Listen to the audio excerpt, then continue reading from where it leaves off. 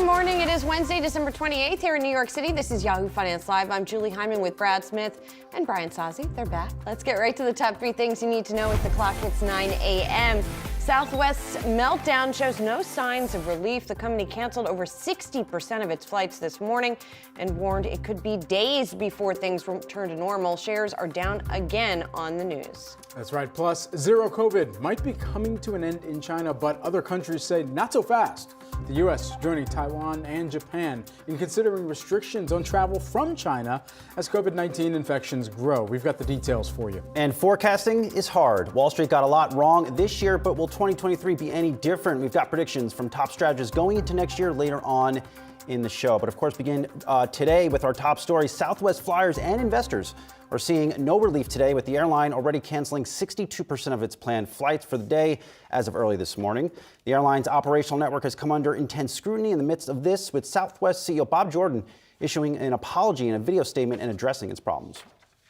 Tools we use to recover from disruption serve us well 99% of the time, but clearly we need to double down on our already existing plans to upgrade systems for these extreme circumstances so that we never again face what's happening right now. And that's all fine and good. Bob can post that video statement on his page, declining an interview to come on Yahoo Finance. Bottom line is this guy has been at the company for over 30 years, rose through the ranks.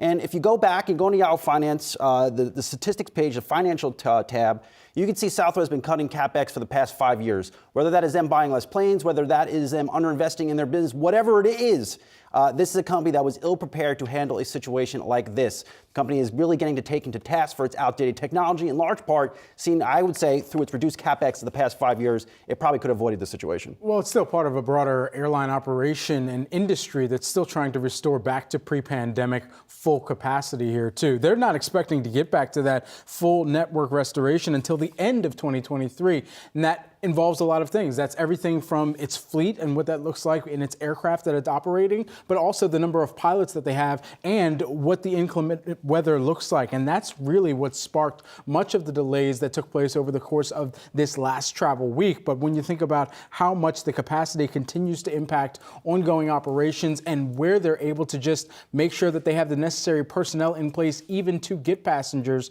to the right destinations right now, that gets so uprooted when you don't have the necessary kind of changeover between crews and staff, crews that may come in from one destination that are just really hinging upon their connection at another destination in order to get to a final location as well. And the passengers very much hinging on that flow through as well over this busy time of the year for travel. Right, and that's the difference between Southwest and some of the other airlines. Certainly the weather is a part of it, right? Because you can't avoid when that kind of thing happens. You can't avoid where Southwest has exposure. But the other airlines have largely recovered and Southwest has not. And the problem seems to be, just looking at some of the anecdotal reports that are out there, that keeping track of the personnel seems to be the key issue, that Southwest is using some sort of outdated system that does not properly track the crew and pilots and where they are in real time, as opposed to sort of where they are supposed to be on the schedule, not accounting for all of these then disruptions that are happening. So that seems to be what the issue is here, and to the point, they have to maybe spend some money and update their systems. Now we know that Congress is potentially looking into this. The administration is looking into this. Transportation Secretary Pete Buttigieg has been outspoken about this, as has Senator Maria Cantwell, that the Commerce Committee is going to be looking into all of this. So there's definitely a lot of eyes and a lot of scrutiny on this. There's also the potential that this is going to hurt the company's earnings. Citi is now estimating that it could cut 3 to 5% from the company's fourth quarter earnings. So this is definitely material at this point with all of these disruptions. And it's unclear what the longer term impact is going to be as well. You go into social media, Southwest is getting absolutely hammered around the clock from people who've had to sleep in airports, as they should. And I will go back to leadership too. I know we look at Gary Kelly as a grandfather-like figure. He did a good job there, but he's still on this board. This is the type of situation where I would think, part of the blame is also on Gary Kelly for being, he is the one that ran this company for so long. He could be arguably the person that underinvested in this business. And is it time for him to roll off? He's the executive chairman of the board. It might be time to wave goodbye to Gary Kelly, get some new eyes in there to see how this business is really operating. Well, they're going to have to answer to investors, especially at the end of this quarter, because there are two things on that front. And one, coming back to one that you mentioned in the administration and how they're looking at it, Buttigieg in the rounds that he's been making, saying that he's making clear that the department's going to be holding Southwest accountable for their responsibilities to customers, both to get them through this situation and to make sure that this can't happen again. But then you think on the earnings front as well and how that may impact. Hurricane Ian had impact to just about every company's earnings at the end of the day in this most recent quarter that they had just reported for. So you think about current quarter that we're in, where you've got the storm of a generation, as it had been called by meteorologists. There's no doubt that this is going to have a larger impact and outsized here to multiple extent in comparison to other airlines for Southwest as well. Yeah, and the union is calling them out as well and drawing the distinction between Southwest and the other airlines. The union president, the airline union president, airline workers union president, I should say, the flight attendants, all of this is generated by Southwest Airlines decisions. It's not about Winter Storm Elliott. P.S. I didn't know it was called Winter Storm Elliott. This is something that we have actually forecasted. We run the operation so hot that one day it just isn't going to be recoverable when we hit these irregular operations issues. So, you know, not... I don't think this would happen at your Delta, Brad. You covered Delta extensively before you. Friend of the show, Adam Shapiro, covered Delta extensively. Ed Bastian, CEO, constantly investing in their business. Now, not to say that a storm wouldn't throw Delta off its tracks, but I don't think it would derail that company operationally like a Southwest. Well, just look at the cancellations. It's not happening at Delta right now. And the customers are pointing that out, taking to social media. I've seen a number of memes at this point comparing airlines against one another, and I'll leave that to our viewers to go check out the memes themselves. But there you're taking a look on your screen at the stock reaction over the past month here. But then, of course, today, coming into today's trading session, you're continuing to see investors price in some of what is taking place on the broader airline infrastructure front, especially outside at Southwest right now. We'll continue to track that. But the U.S. government is also considering imposing new COVID-19 measures on travelers entering the U.S. from China. Officials said yesterday, citing concerns over virus-related data released by the Chinese government. Now, this comes after the Chinese government has taken even more steps to try and move away from its zero COVID policy, really redacting and just retracting some of the measures that they had put in place, everything from testing when you go into certain facilities or even if you're a traveler entering into its regions. And one of the kind of moves that I've been tracking here this morning is from a company that has a lot to gain if things really do continue to reopen in China as it relates to some of the travel that can take place from China to other jurisdictions to and from, really. And that's Carnival. You look at some of the cruise line operators, Carnival Cruise Line moving higher this morning, and that's after they had talked about what their goal would be if they did see a swift move. They talked about this in their business update call, actually just this time last week, saying that they would be looking for any type of opening up again, or not just to domestic cruising, but open up internationally. They're going to look at really leaning into that China business where they had drummed up contracts even prior to the pandemic and look for their fleets to be strengthened as well. And so even within that update, signaled how bullish they would still be on China should things drift or swiftly change or change drastically. And that's somewhat what we're starting to see here. But now other international authorities, they're certainly taking efforts to as well to protect themselves and their constituents. I think what we're seeing here is this is China, the reopening is probably going to be the story of 2023. Of course, what happens with tech stocks after this brutal year, but still China, that reopening, what does it look like? And what does it mean for global companies? You have Tesla now potentially curtailing production in Shanghai. You have Apple, of course, a hotbed of activity in China in terms of manufacturing. What does that reopening look like? How chaotic is it? And then ultimately, is this now the moment where a lot of these U.S. companies finally start to move out of China and just go somewhere else? It is chaotic. We're already seeing that it's chaotic, right? Even though the nation is saying that they have enough hospital beds for everyone, regionally, it's very patchy. In some areas, there's a lot of trouble. And this statistic really was eye-popping to me this morning that I read. The country itself, China itself, is saying there were fewer than 4,500 new cases on Monday. But yet, if you look at minutes of a meeting between health officials last week that were leaked, They put the total number of infections between December 1st and 20th at 250 million people. Wow. So if you're talking about 4,500 in one day that officially reported and 250 million people across a period of 3 weeks, obviously there is a disconnect there. And that's why you're seeing all of these other countries now talk about putting on these restrictions and getting people tested before they get in their countries. So we'll see what ends up happening. All right, as 2022 comes to a close, we are focusing in on some 2023 forecasts that we've heard from Wall Street this year. We are expecting an economic slowdown, and with that slowdown, we're expecting inflation to also come down. Pretty much everyone is expecting a recession. Right now, the labor market doesn't look like it's on the verge of a recession. In fact, it looks like a market that still needs people to come off the sidelines. We do think the peak in inflation is behind us, but inflation is likely to remain elevated into the first half of next year. Any acceleration in 2023 from this year is going to be quite grudging, and it's just not going to be broad-based. We think that they'll probably start cutting rates in December of next year. So there's a lot that people sort of disagree on going into this year. When will the Fed start to slow down? How much will the economy actually slow down? But directionally, there's an enormous amount of agreement, right? Inflation's going to start to decelerate, and we are going to see the economy really decelerate as well as the Fed interest rate increases start to bite. I took a look back at the end of 2021 to see what the predictions were like for this year. I wrote about it in today's morning brief. You always get strategists like making their forecasts, then they adjust throughout the year, but the forecast that they make going into a new year, they tend to not be spot on, of course. And so now as we look ahead to 2023 and you look at the forecast, I think the median forecast is somewhere around 4,000 for the S&P 500 is what we're looking at now. 4,009 is the average here.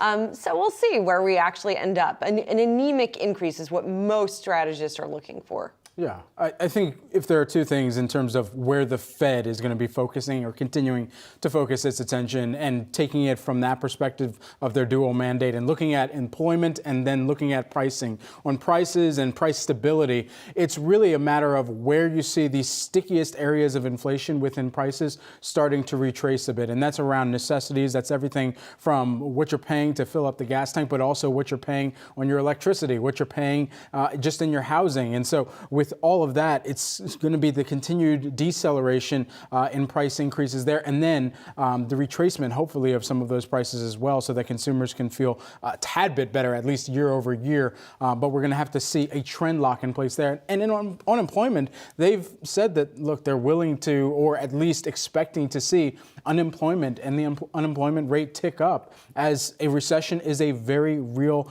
kind of inevitability that many economists that we've discussed, as you saw through that clip, had pointed out. And so within those dual mandates that the Fed does have, I think those are the two key areas that the market, within any data that we continue to get, is going to latch onto, just looking for a trend. And what that trend is, whether it's 3 months or 5 months, that's exactly where we could see some actual reaction from the equity markets here too. Yeah, two things come to mind. Listen to those comments. One, all of that is super sad and depressing. And, it just makes me sad and depressed. It's a Wednesday. It's a holiday season. Number two, is it time to empty out my savings account and go all in on stocks? I mean, this is one of the most well-telegraphed recessions we may or may not get next year. You have the S&P down, close to 20% this year. You have Tesla down 70% and getting hammered. We know all these things are coming. And that proverbial saying on Wall Street, do stocks climb? Stocks often climb a wall of worry. Is that what we might see coming out of the gate next year when we don't get a recession?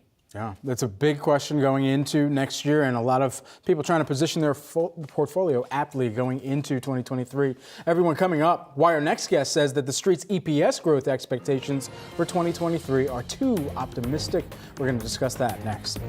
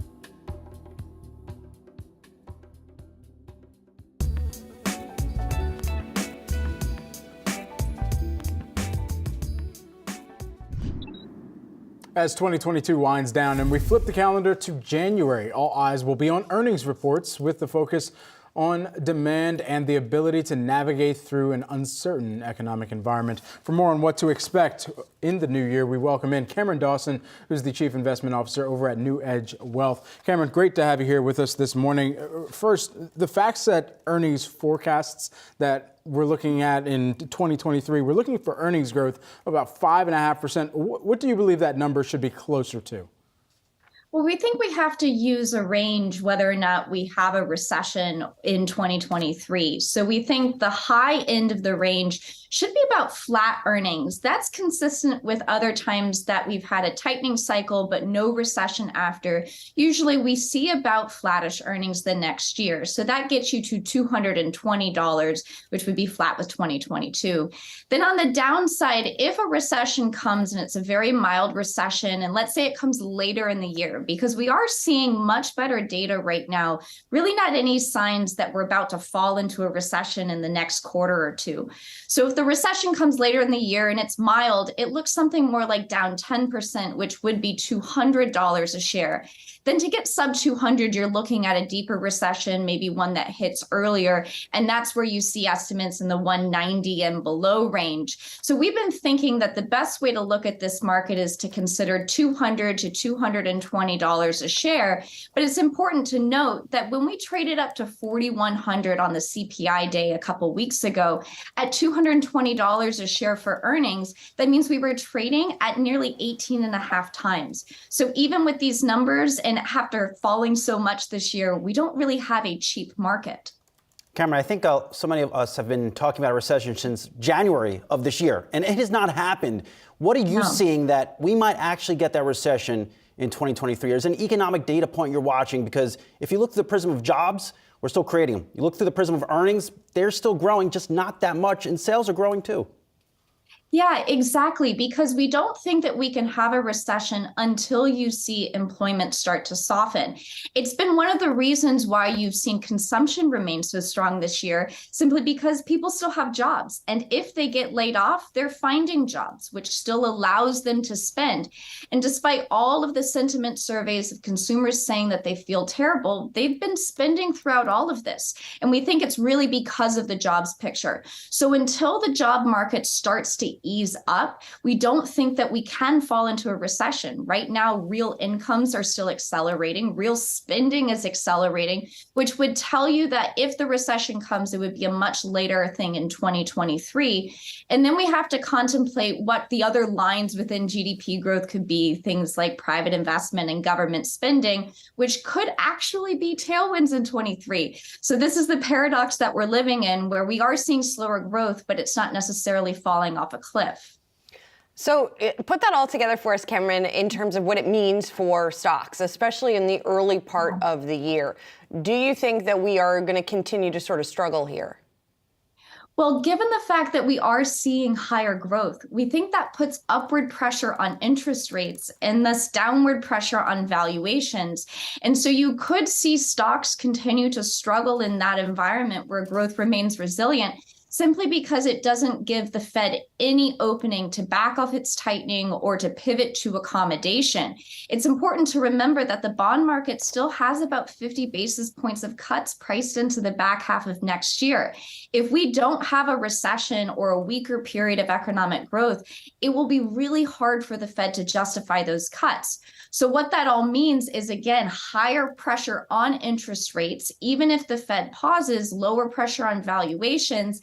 And then the wild card for stocks to the downside really is on the margin line, because as we see that top line start to slow, we could see margins continue to fall. They're still about 100 basis points above where they were pre-pandemic, which could mean then that we see more pressure on EPS, even if growth doesn't flip negative. And Cam, we're seeing I would say, a fresh bout of selling in tech stocks into the end of the year. Apple, Tesla, you name it. What's the ultimate buy signal for tech stocks right now?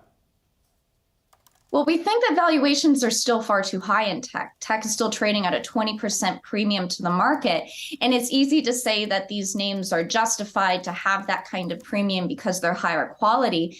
But if we look back before the Fed really started its last stimulus push, which we think started in December of 2018 and the Powell pivot back then, tech stocks actually traded in line with the market, meaning that they didn't have much of a premium, maybe 5% at best. So we would look for some of the air to continue to come out of the multiple of tech stocks for us to want to wade in. It doesn't mean that there aren't great companies within the tech sector, but we do think that we have to be very valuation disciplined, mostly in this interest rate environment, which should continue to put downward pressure on those tech PE multiples. Super helpful insight. Cameron Dawson, New Edge Wealth Chief Investment Officer. Thanks so much. Happy New Year. Happy New Year. All right, the tech wreck continues, as we just mentioned. We'll have more on the sell-offs we are seeing in big tech names like Apple. Straight ahead.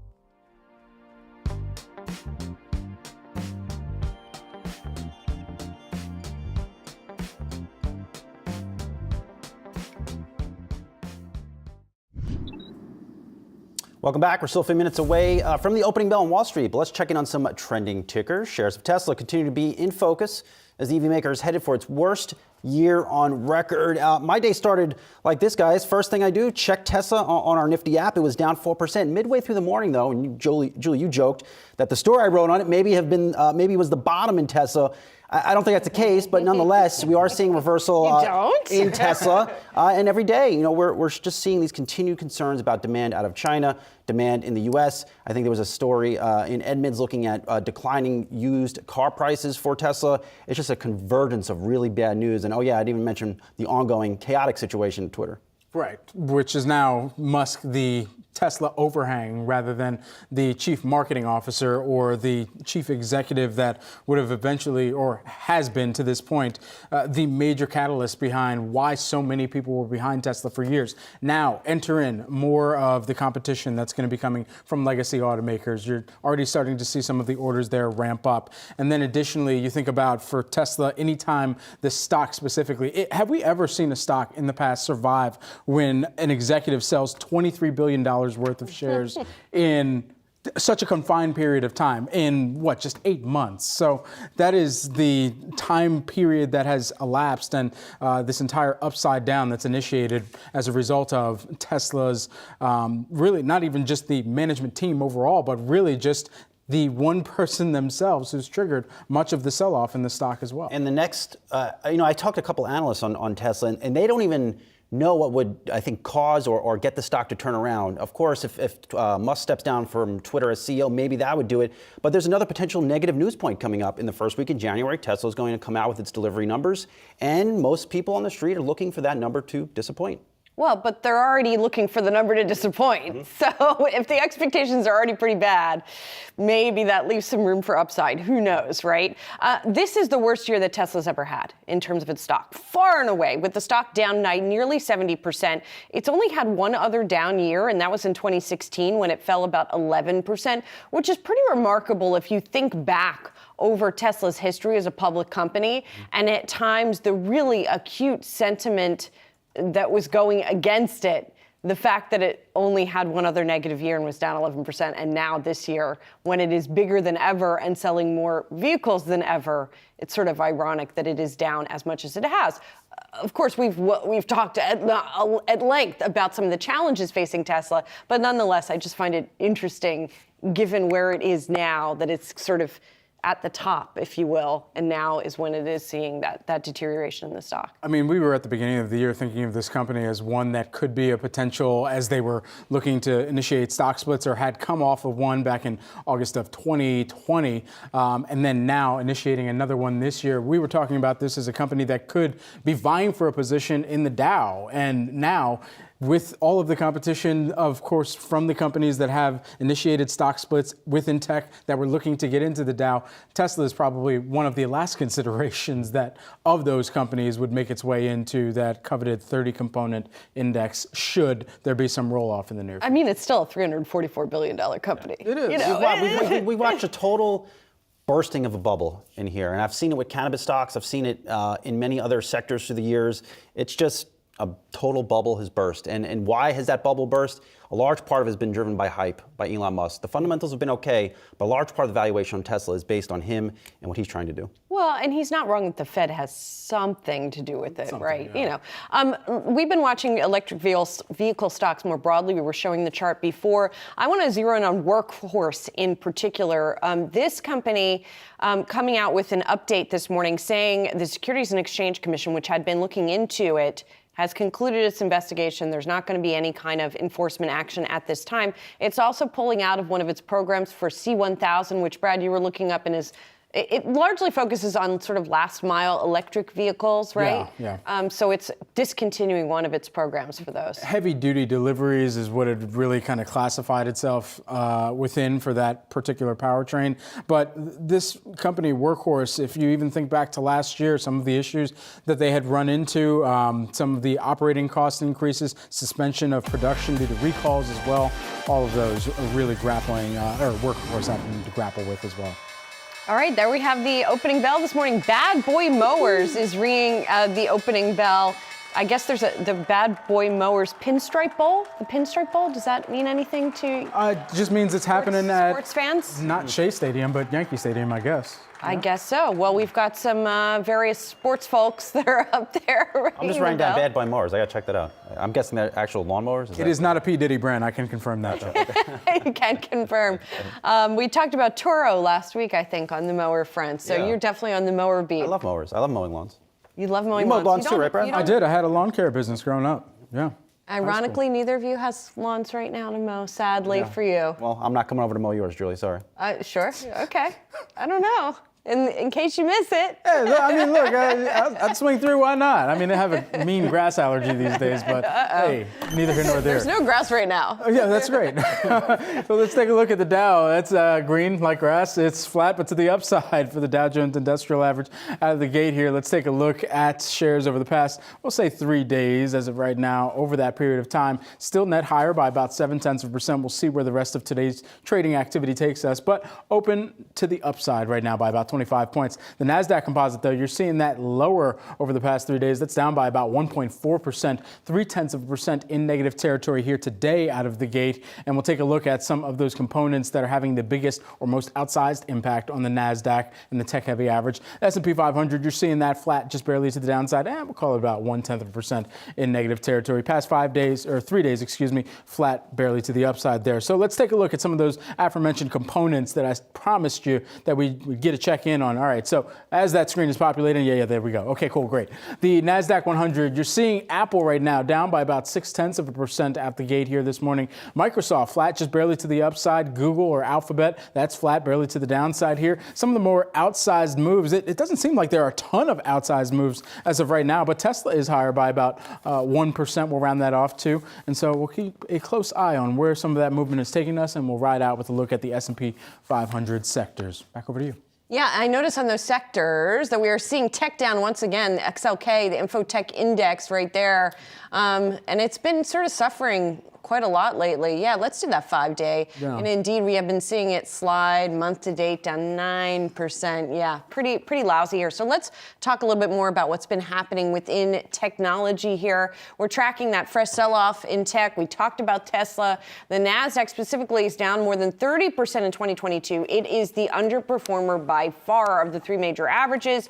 You can see there some of large cap tech and what it is doing today. But if you look at year to date, Apple's down almost 27%. It's the company's worst yearly performance since 2008, and those superlatives are true of many of the other large cap tech players, you guys. Yeah, I like this note from Matt Melly, friend of our show, over Miller Tayback, noting that Apple is probably the most important stock in the market to watch over the next week or two. Also calling attention to Apple stock must hold at $130 in terms of support, at least if you're a chart fan, has to hold that level. If it doesn't, it might signal a new fresh wave of tech selling into early next year. Yeah, one thing that I'd keep an eye on within the sector as well is the semiconductors, because even within Apple, you think about a company that touches everything from consumer electronics all the way into the chips space, and where the demand can be driven more outsized by a company by Apple based upon the orders that they place in for some of those semiconductors, and then even into not just the end consumer, but also into the larger businesses that may be purchasing from them. Apple touches all of that, but within semiconductors, we've seen a significant decline. You're looking at the past month for the SOX semiconductor ETF index from iShares, and that's down by about 7% over that time. And year to date, it's down by about 38%. So keep a close eye on some of those semis going into next year. It has been quite the sob story in semis, and continuing to watch to see where demand comes back, especially at a time where you've got some of the slowing shipments in handsets, but then additionally on the PC demand side, just a question of when that's going to return as well. Too much inventories. We heard that from Micron last week. There is too much chip inventory, and wow, what a change in fortunes for that industry. Yeah, I mean, look at how these stocks have performed, right? The question is, at what point does it turn, right? Yeah. At what point is that priced in, the lousy? I mean, most of these companies have said the situation is not yet resolved. So does it have to actually resolve before the stocks turn? How much in advance do they anticipate it? What kind of signaling do we get? So it should be very interesting to watch that. I want to go back to the Nasdaq 100 for just a minute here. Here is the year-to-date performance from the Nasdaq 100, and if we go to equal weight, we can get a better picture of what's going on here. It's actually not the largest cap necessarily that has done the worst, although Tesla's on that list down 68%. But Lucid is the bottom of the Nasdaq 100 and reflects the more general sentiment around EV makers, right? And the sort of emerging technologies that were supposed to sort of already be here, I guess, that, I feel like everything got pushed back this year in terms of expectations, whether you're talking about this, whether you're talking about some of the other so-called edge technologies like AI. So it's been interesting to watch what's been happening with this re-rating. And really looking at that bottom line as well. You've got Peloton within there. You've got Okta. These are some of the pandemic darlings as well that we've been keeping close tabs on. And the shift that's taken place this year, just in the demand that they're seeing and the operational changeovers and restructuring of costs that they've had to initiate, the pull forward in demand just so drastically shows this year how much of that demand has started to decelerate or just wane almost in entirety in some cases, and that's led to some partnerships. You've seen DocuSign have to initiate some of those partnerships to make sure that they've got a better partner in Microsoft even that can allow them, DocuSign, a better sell-through base. And then just lastly here, you think about what we've seen with Meta over the course of this year, just major spending that they've had to initiate, trying to make the metaverse a real thing, even though the virtual reality solution has yet to really prove fortuitous in terms of their financials at this point in time. Also, let's talk about something near and dear to my heart, sneakers.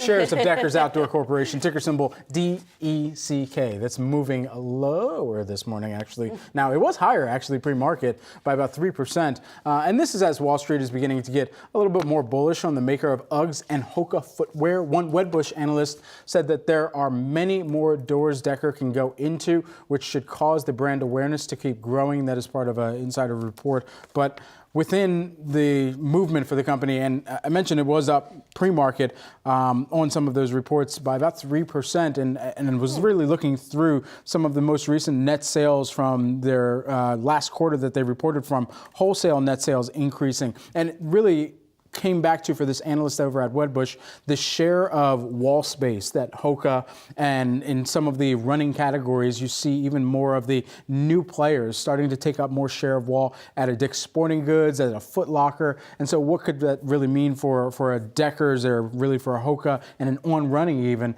who we talk to their CEOs, their co-CEOs, pretty frequently, just about how much market share they're able to take as consumers are really just looking for more running or performance alternatives as well out there. Decker shares are up year to date. Can we just say that real quick? Yeah, I mean, that's relatively rare in this environment to see, especially a company that is a retailer. So the shares are up about 8% year to date. And just on an anecdotal basis, I mean, you know, Uggs have sort of had a fad phenomenon and have stayed popular. Hoka's now are the next to hit. Yes. I mean, you see them everywhere now in a way that you didn't even, well, we didn't see anything a year or two ago because we weren't out anywhere, but could go back 3 years, say. Yeah. You were not seeing Hoka's, definitely not the same market share or same foot share, if you will.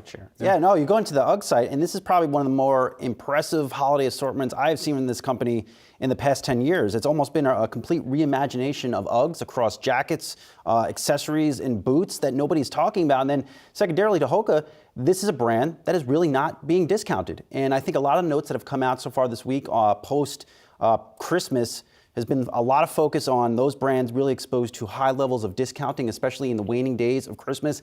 I didn't see Hoka mentioned at all. I didn't see really Uggs mentioned at all either, which of course is good for this brand and might help to explain why the stock has done well. Yeah, percentage of full price sales really getting factored into a Hoka owner or parent company, Deckers, as we were pricing or taking a look at them. But as of right now, we'll continue to track their move on the day. Coming up on the other side, Yahoo Finance's Jared Blickery going to break down the latest market action as we enter the final 3 trading days of 2022. We'll get his take on Uggs as well.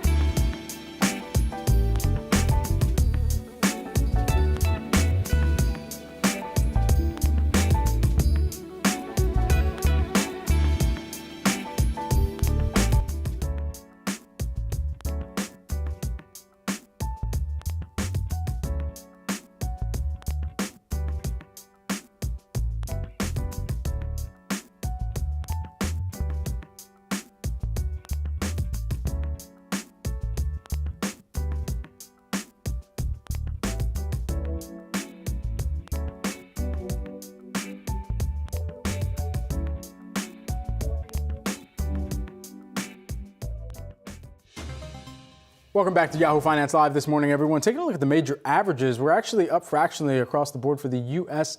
major averages here. The Dow, the S&P 500, and the Nasdaq all in the green right now. So with more on what's taking place early in today's tape, let's get on over to Jared Blickery over at the Wi-Fi Interactive. Jared, good to see you. Thank you. Day 3 of the Santa Claus rally, and we see green on the board today, but taking in stock what's happened over the last 3 days, we can see the Dow is just barely even there. This is the futures, but it'll suffice for now. The S&P 500 just barely green as well. And the Nasdaq, which is up 0.5% today, well, similar story there. So much for that little exercise. Now, I want to go to the bond market, a little bit of a reprieve today, at least in some of the tenors. 5 years down 2 basis points. We're going to see the 10 years down a similar amount, and the 3 basis points in the 30-year, that is down 3 basis points. But want to show you what's happening on the very short end of the curve. We got the 13-week T-bill yield up 14 basis points. So let me just show you a chart. This is a 3-month chart, might be a little hard to see, but this is a line. So we are at the highest level. Let me put a max chart. This is the highest level that we have seen since just before the global financial crisis. So the expectation that the Fed is still going to be raising rates right there with us right now. Now, I want to check on the sector action, and here's what's happening today. Consumer discretionary, retail, XLY, that is in the forefront, up almost 1%, followed by retail and healthcare, real estate and healthcare, energy taking it to the downside here. But let me show you what's happened over the last 5 days. We've seen tech and consumer discretionary. Those got sold. Communication services, that's still up, but that is an underperformer. It's less than the S&P 500 here. And then look at what's happening month to date. Consumer discretionary down another 12%. Tech and communication services down 8% or thereabouts as well. The fringier parts of the market, along with the mega caps, are getting sold here. Here's what's happened on a month-to-date basis. Only KWEB among our leaders, that's the Chinese Internet ETF, that is up. You look at cannabis, meme stocks, disruption, IPOs, solar, chip stocks, gambling on the bottom row. All of those are still getting sold, so not a lot of relief for those fringier parts of the market. I think that speaks as to the year that we are seeing right here. Indeed it does. Jared Blickery, thanks so much. All right, Tesla can't catch a break. The average price for a used Tesla in November was $55,754, down 17% from a July peak, according to the folks over at Edmunds. The overall used car market posted a 4% drop in prices during that same time period. The used Teslas were in dealer inventory for 50 days on average in the month, compared with 38 days for all used cars. Gold prices lost some luster this year despite often being viewed as a good inflation hedge. We'll dive into the outlook for the yellow metal straight ahead.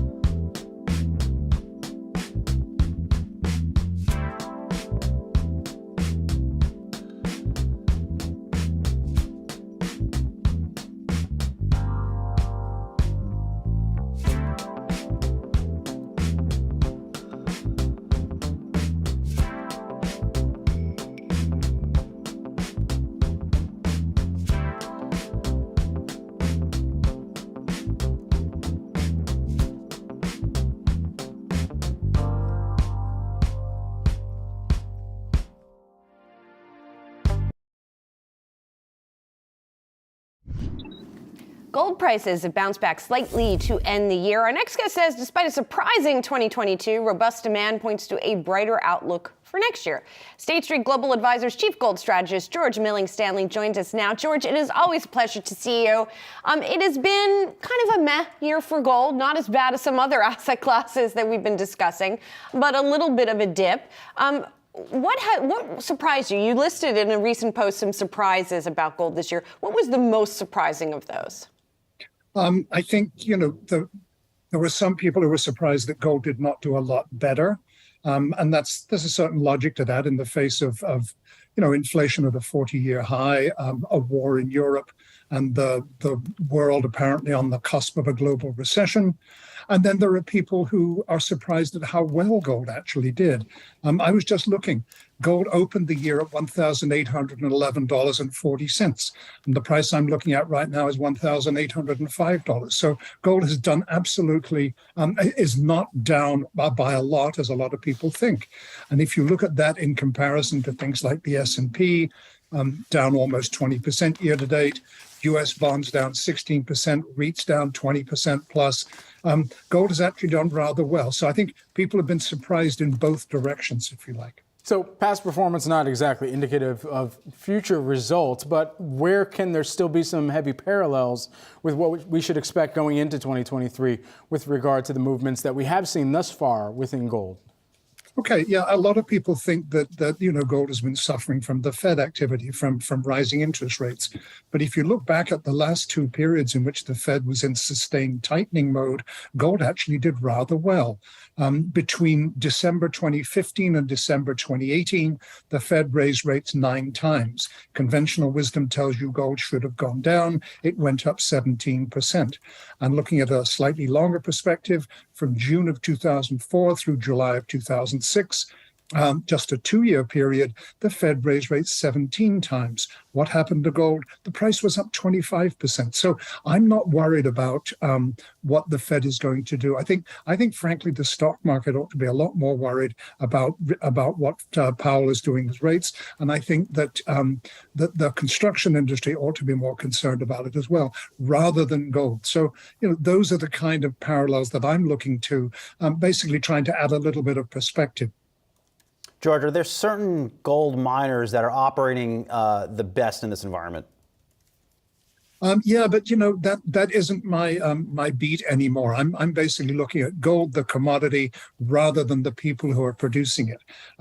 But with prices where they are, then most of the gold mining industry is doing a pretty good job. Now, inflation is hurting them just as it's hurting every other industry that you guys have been looking at this morning on the program. So we can't expect necessarily to see stellar profits across the board. But I think that the gold mining sector will probably have done pretty well by the time we do get to the end of the year. George, given some of the surprises we've seen over the past year, though, do investors have to change how they think about gold's place in their portfolio? I think a lot of people, especially in this country, still think of gold primarily as a tactical asset. They buy it in the hope that an expectation that the price will go up and that they can sell it for more than they paid for it, whether that's in a matter of days or a matter of months or a matter of years. Personally, I think that gold really comes into its own as a long-term strategic allocation within the context of a properly balanced portfolio. The kind of research that my team at State Street has done suggests that the optimal allocation for a properly balanced global multi-asset portfolio is probably somewhere around about the 10% level. Now, that may be a little high for some people, but a lot of people have been very comfortable at the 5% level for a long time. That was the level that American banks used to recommend 20, 30 years ago. Swiss banks have been recommending most of the time too. And there is a body of literature that says in times of exceptional turbulence in markets, in financial markets in general, then it can make sense to double your allocations. So, 10% does not seem to me to be an unreasonable level. Basically, what that does The promise of gold historically for investors has always been twofold, that gold over time can help to enhance your returns. And again, over time, gold can reduce the volatility of your portfolio.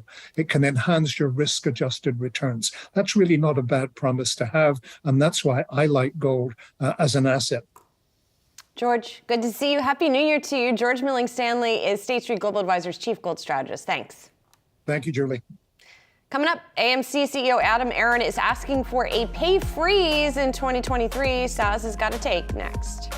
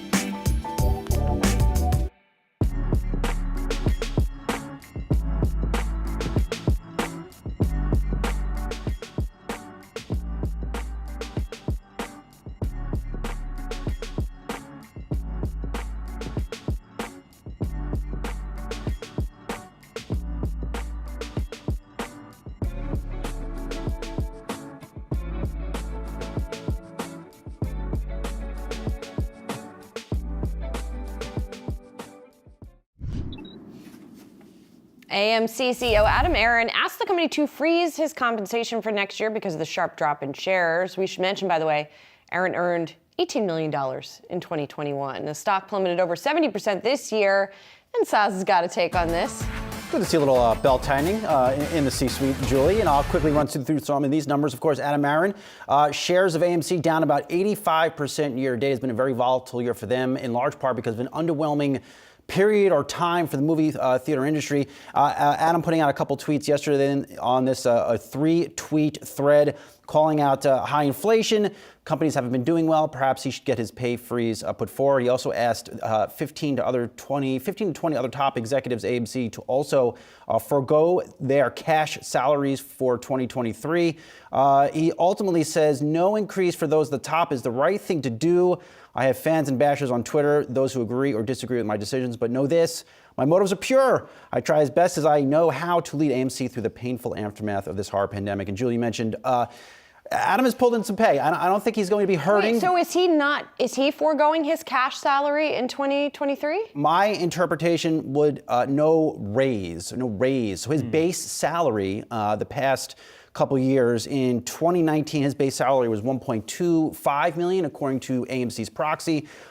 In 2020, is $1.1 million. In 2021, $1.45 million. Now, over the past 3 years, Adam has pulled in about $29, almost $47 million in total compensation. A large part of that compensation has been through stock awards, according to the company's proxy. So again, I hear where Adam's coming from. I get it, but he's not going to be going hungry anytime soon because of this base pay freeze. Neither will a lot of the other executives at AMC, pulling in upwards of about $2 million to almost $5 million in total compensation the past few years. And as I mentioned, of course, the stock down 85% year to date. And my take is it will be very interesting to see when these proxies hit in early next year, as we start to get more of those executive compensation disclosures. What did CEOs do for this year, and what will they be ultimately signaling for next year? A lot of these stocks have been absolutely hammered. Results have come down.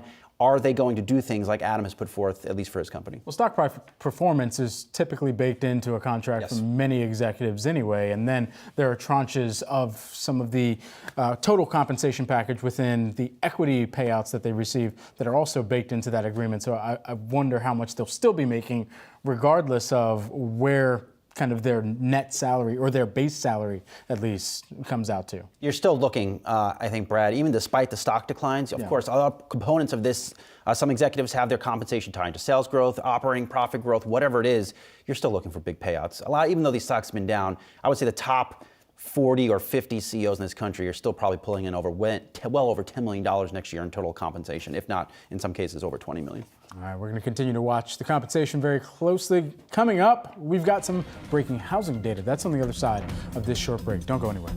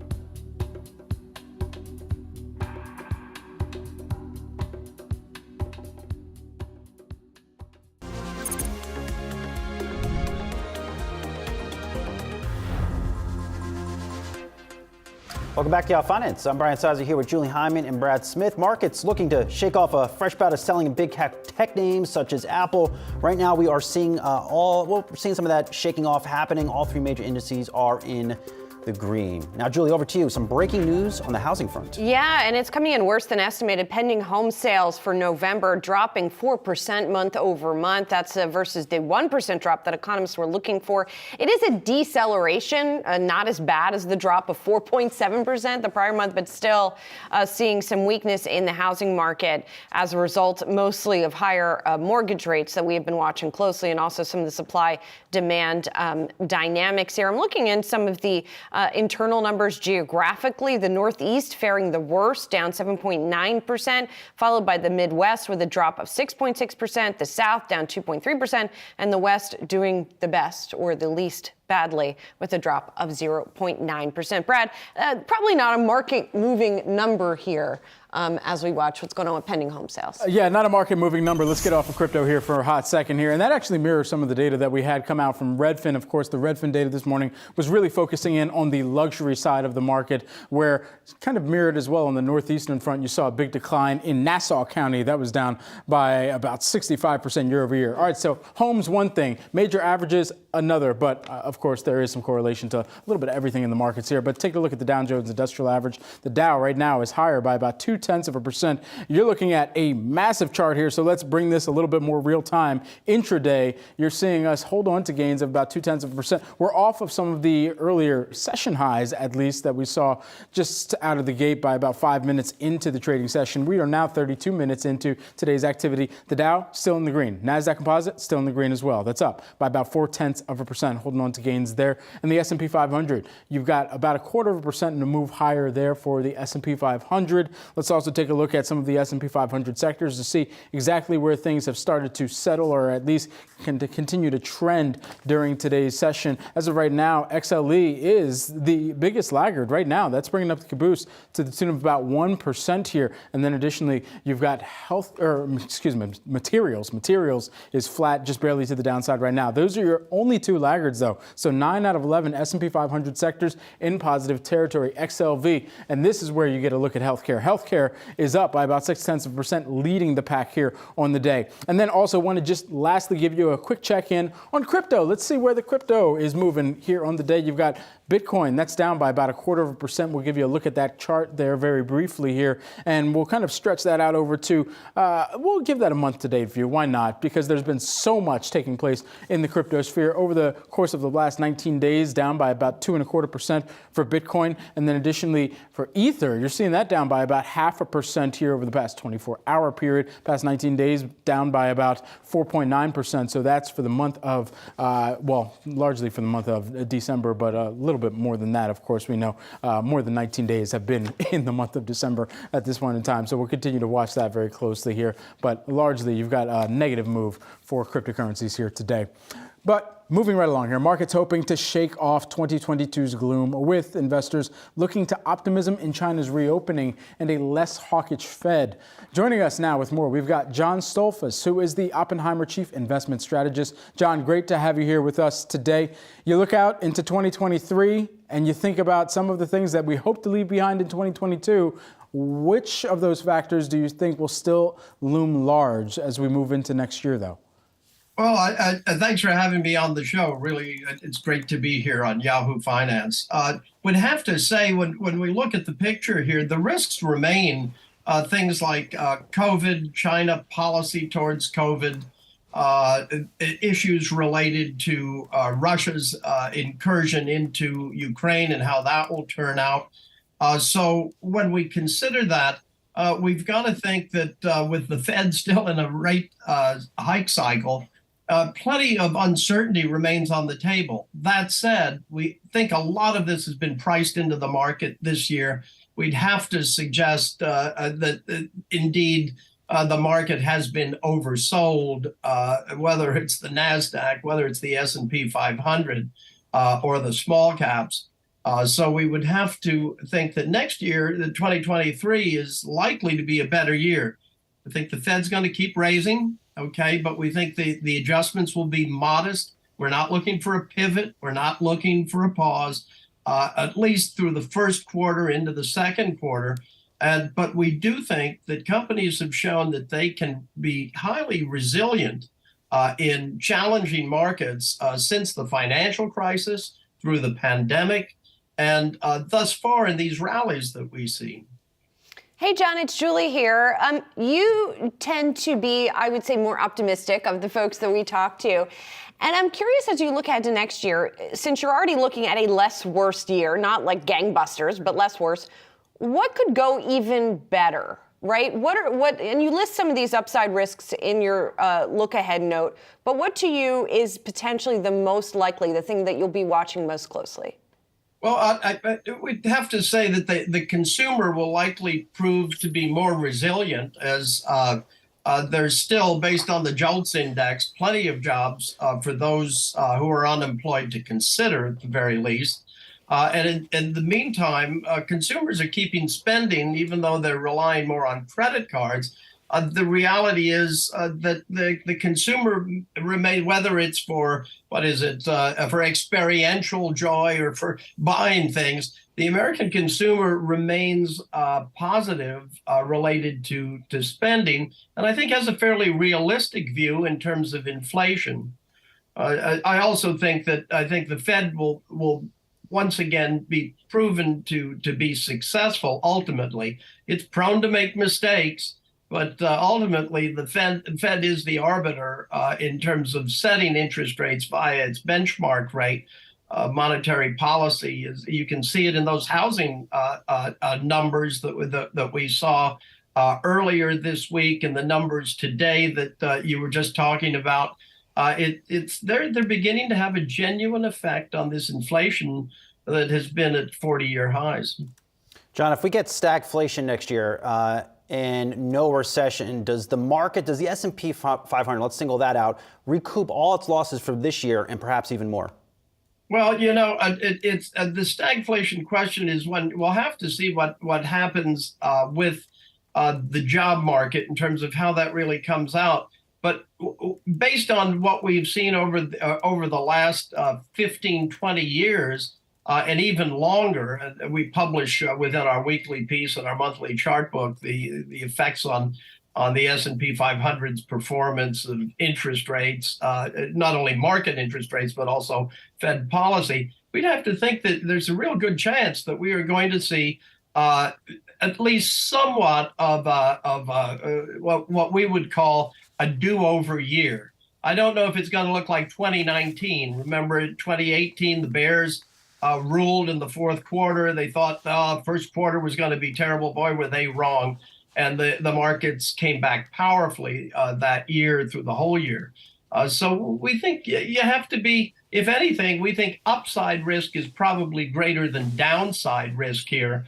The biggest problem for the Bears is they tend to project whatever is negative today, they project it forward into infinity. And, the world and cycles are what they are. Things can change.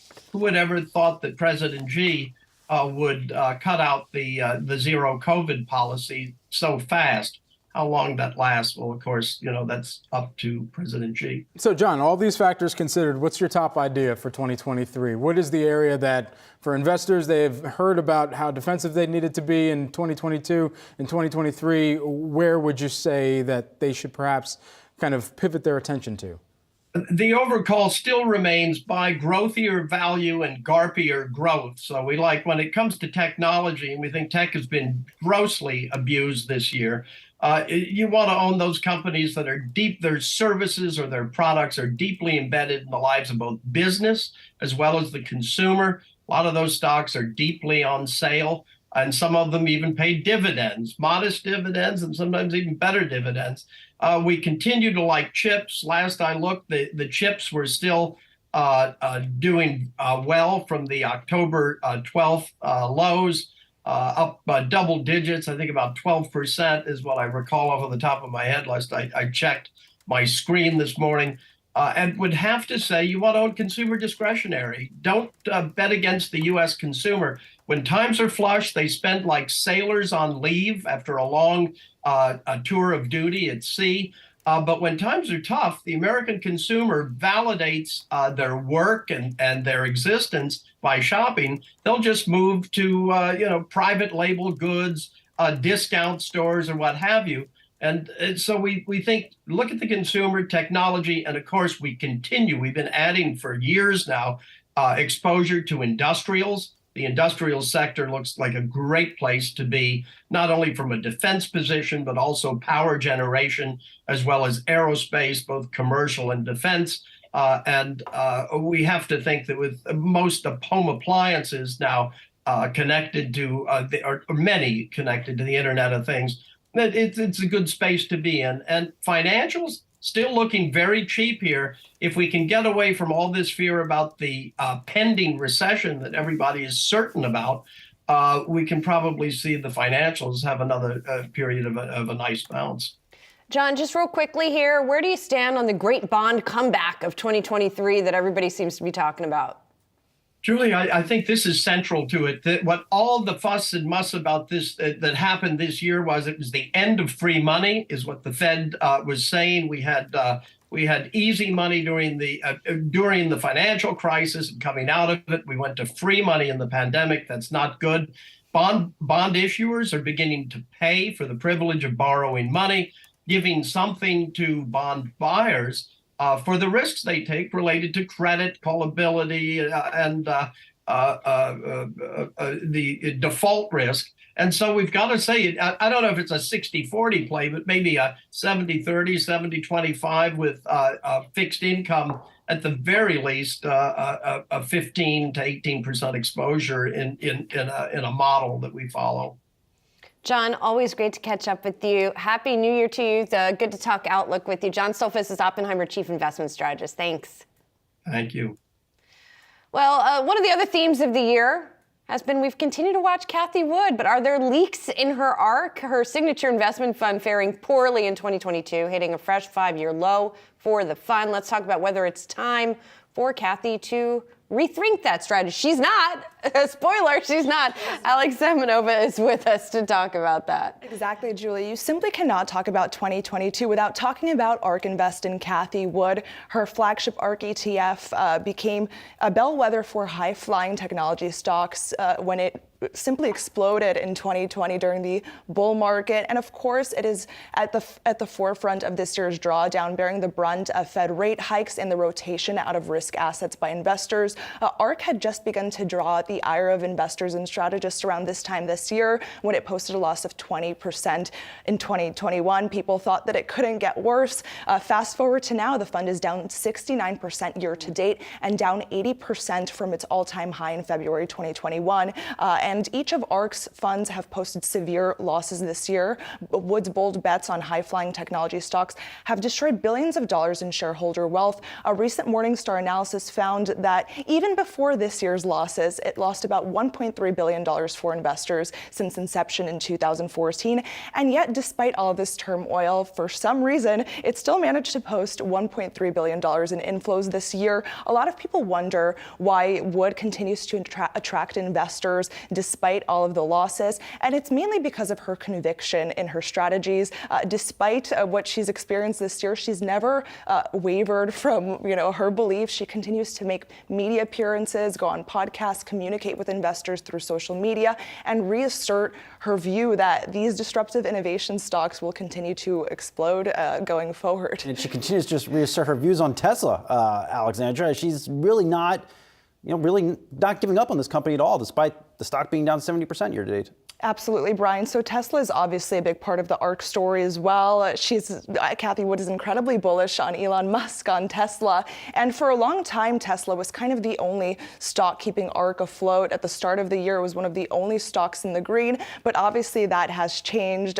Cathie Wood's ARK is a big allocator to Tesla. So as we've seen this month's sell-off in Tesla, that's really battered the stock. Yesterday, when Tesla declined 11%, ARK fell below $30 to a fresh 5-year low. So that is going to continue to hit ARK significantly. They're both up a little bit today, but just a little bit. Very modest recovery. Yes, yes.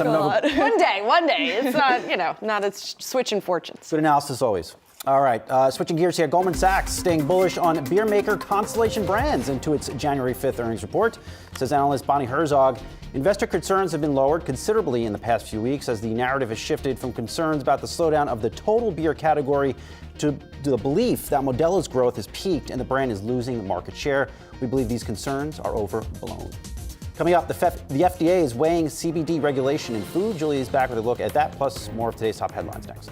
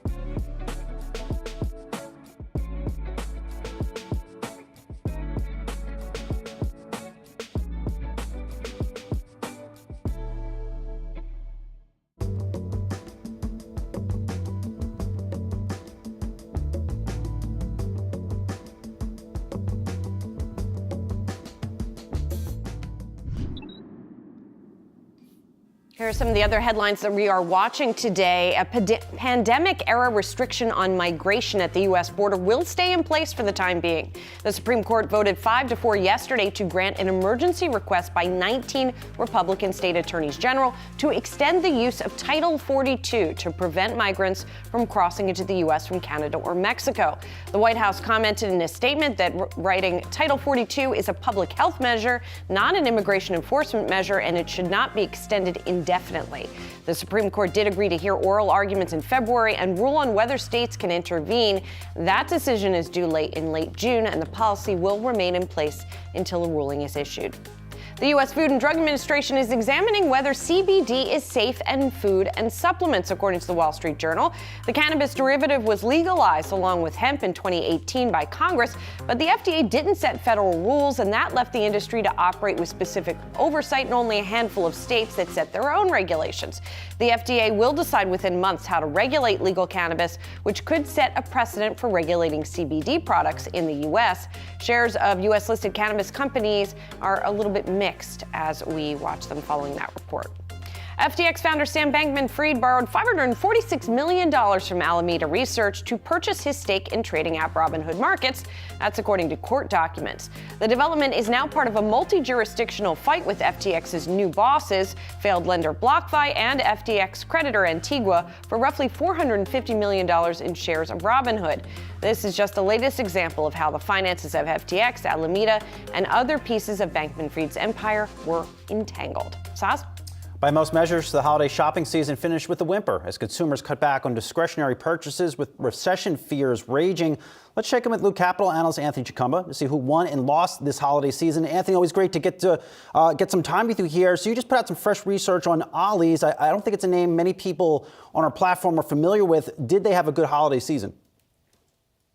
Well, remains to be seen a bit, but we are definitely concerned, largely based on the fact that we think that Ollie's just plain bought too many toys. We went to an Ollie's store right before Christmas. It was absolutely positively swimming in toys. The toys were marked 25% off. That's a really bad sign ahead of holidays. So we think that's going to hurt their sales because obviously you have to sell a lot more units at 25% off than you would at full price. We also think it's going to hurt their gross margin. So we're very concerned about Ollie's in particular and how they did over the holiday selling season. Based on what we have seen across retail over the course of the holiday season, Anthony, what would you say about the state of the consumer right now? Because there seems to continue to be this narrative that the consumer is healthy right now.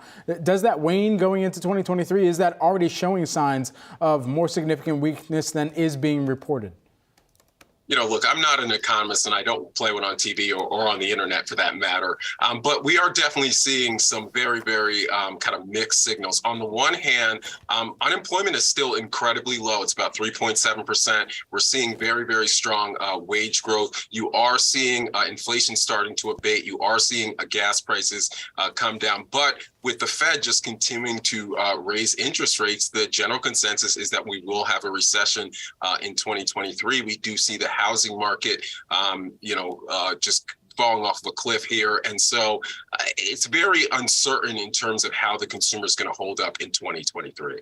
Anthony, I do want to check in on two other names you track. First, Best Buy. You know, I managed to hit a couple Best Buy stores since November, and I was just surprised by how much stuff was left in a lot of these locations, especially as they approached peak Christmas. What are you seeing from Best Buy? What did you see from Best Buy during the holidays, and how might their fourth quarter shape up? So I think that Best Buy is going to have kind of a tough fourth quarter, but I think everyone sort of knows that. I mean, one of the issues that Best Buy is dealing with, aside from the macroeconomic headwinds, is the fact that you did have this very significant demand pull forward in 2020 and 2021 due to the pandemic. Now, here's the good news in terms of Best Buy shareholders. That's more than priced into the stock, particularly at current valuation levels. I don't think that, Best Buy having a tough holiday selling season is going to be a big surprise to anyone. And then the other one, Anthony, is RH. Now, we heard from CEO Gary Friedman a couple weeks ago when they reported earnings, and the headline from him was that he views the housing market as collapsing. I think that statement took a lot of folks by surprise. How do you think RH did? Well, you have to remember, RH at this point, they just don't really have a big holiday business. It's much more of kind of a year-round business, people working on big projects. Look, Gary, to his credit, he was the canary in the coal mine because he was talking about macroeconomic weakness early in the year before anyone else was. But once again, I have a very similar outlook on RH as I do Best Buy.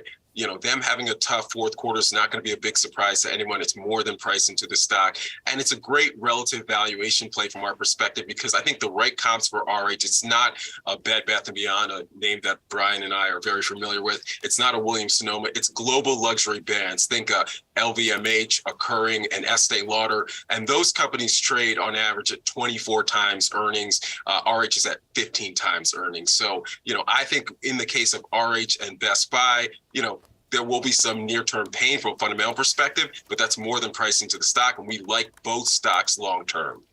Is this Bed Bath's last holiday season? Anthony, you brought it up, not me. But you asked the question, not me. Look, the simple answer is yes. And, look, we've both been talking about this for quite some time, so I don't mean to, kind of beat a dead horse. But, look, we don't have to go through all the things that have happened with Bed Bath & Beyond. All you need to know is that they're just simply not relevant anymore. And this really was Custer's last stand. It's going to pretty much end up the same way that it did for Custer. We will not be having the same conversation a year from now about Bed Bath & Beyond. Bed Bath & Beyond will be gone. There's something similar across many of the retail names that we've been discussing, and it's the inventory issues that have absolutely been plaguing them over the course of this last year. And so does that inventory issue or that inventory overhang start to abate? Nike, even within their earnings, they had started to talk about the peak of the inventory issues being behind them. Do you think that that is also something that is a commonality that we should see or expect across some other retailers going forward? 100%. Look, here's the thing about retail inventory. It's not like wine. It doesn't get better with age. You want to be clean, particularly heading into a new year. And so we saw retailers like a Walmart, like a Target, that were swimming in inventory early in the year, get very aggressive in terms of working through that inventory. So I think that the retail industry in general is going to be in a much better inventory position in early 2023 than they were in early 2022, which, by the way, is another reason that we're, somewhat concerned about Ollie's, because Ollie's is a company that benefits when there's a ton of excess inventory out there. Anthony, lastly, before we let you go, what do you think the big retail story of 2023 will be? It's a little tough to say, because at the end of the day, it's really all going to come down to the macro, right? I mean, are we going to have a soft landing, or are we going to have a prolonged recession? Now, here's the good news. I think this sets up pretty well for retailers from this perspective, right? Either A, we have a soft landing and it turns out that retailers do better fundamentally than we thought, or even B, if we do have, sort of a recession, assuming it's not prolonged, retail stocks are going to start working, as soon as we start to get some signs that the recession's starting to abate. So it could be a year in which the fundamentals are not great, but retail stocks outperform, particularly in the back half of the year. Loop Capital Managing Director Anthony Chukumba. Anthony, always a pleasure to get some of your insights, and Happy New Year to you in advance. Great to speak with you this morning. Anytime. All right, guys, coming up, how Netflix's current top 10 list is shedding light on what to expect in the new year. We're going to discuss that next.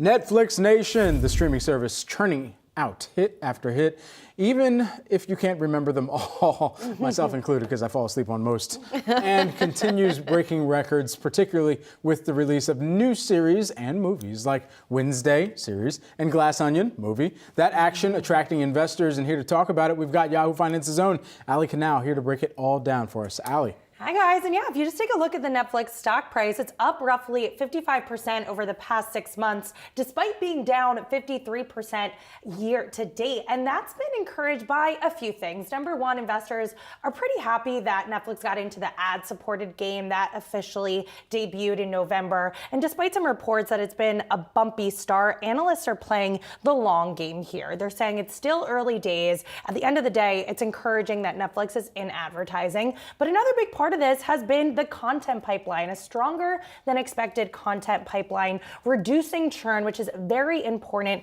especially as competition intensifies. You're seeing on your screen now, this is the most recent top 10 list, the last top 10 list that we will be receiving in 2022, I should say. I'm jumping ahead of 2023 here. But we saw the Knives Out sequel Glass Onion securing the #1 film spot with 82.14 million hours viewed in its first 3 days on the platform. Now that doesn't land it in the top 5 best debuts of all time. It's actually number 6, but still there was a 93% critic and audience score on Rotten Tomatoes.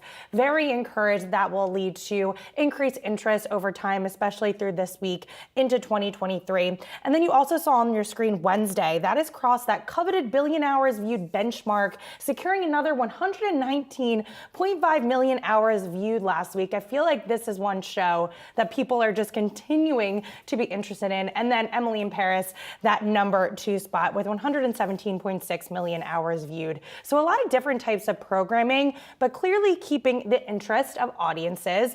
And if we take a look at the past month, we've seen price target increases from a lot of key analysts, Morgan Stanley, Benchmark, Jefferies, Cowen, Wells Fargo, which also upgraded the stock from equal weight to overweight at the start of the month, citing improving churn and stable subscriber base. Wells Fargo analyst Steve Cahall, he's very regarded on the street. He wrote, quote, "Content is clearly improving, and because of that, it has the potential, Netflix has the potential in the future to hike those subscription fees." So a lot to look forward to in 2023, and a big driver of that is the content.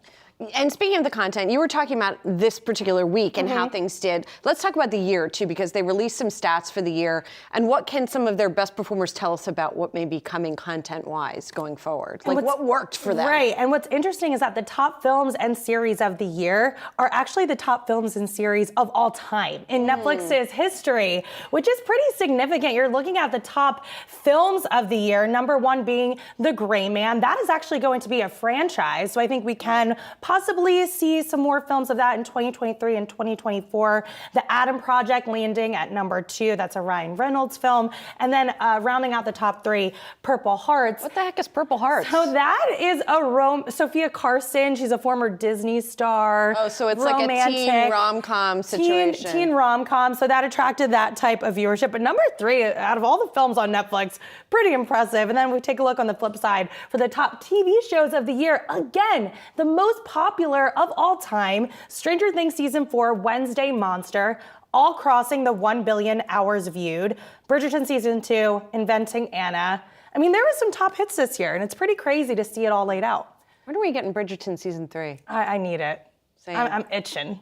I'm itching. I've read the binged books The White now. Lotus. Oh, you watched the books? Okay. Yeah, I read the books for really? Bridgerton. I mean, it's trash, but it's fun trash. What's better, the books books or the show?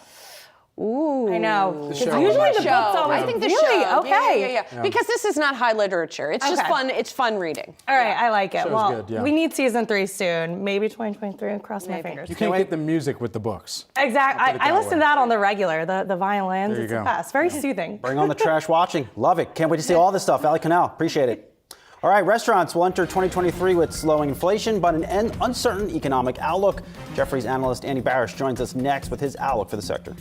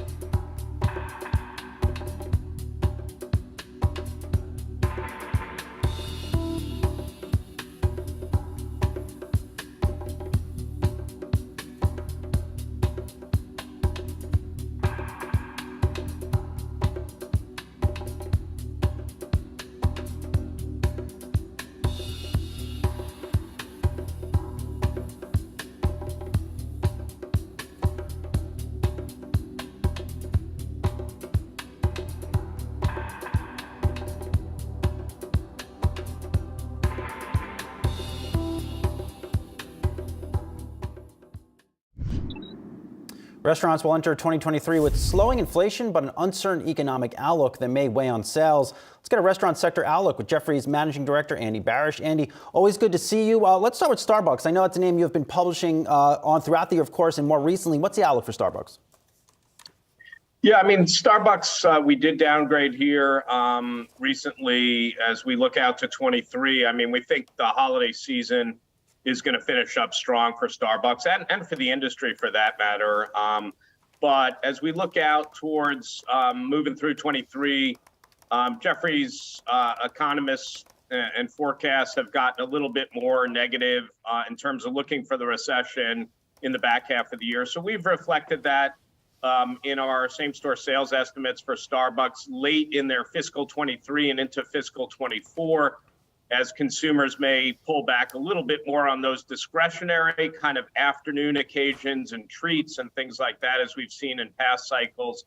Not a major change, just one where the stock has had a big run right to our target price. And expectations, I think, are fairly high given the growth algorithm that was set up by the management team in mid-September at their analyst investor day. So there isn't a lot of room for disappointment, and we think the company's in terrific shape, but the stock is pretty fairly valued here. Now, that cup of coffee, that, you know, beauty product and the makeup, things like that are typically looked at as some of the little luxuries when there is a pullback in some of that consumer discretionary spending. Does that mean that little luxuries, perhaps ahead of an impending recession, and to what extent we actually see that recession roll out, does that mean that those little luxuries are actually perhaps in peril, or at least on the chopping block for a lot of consumers?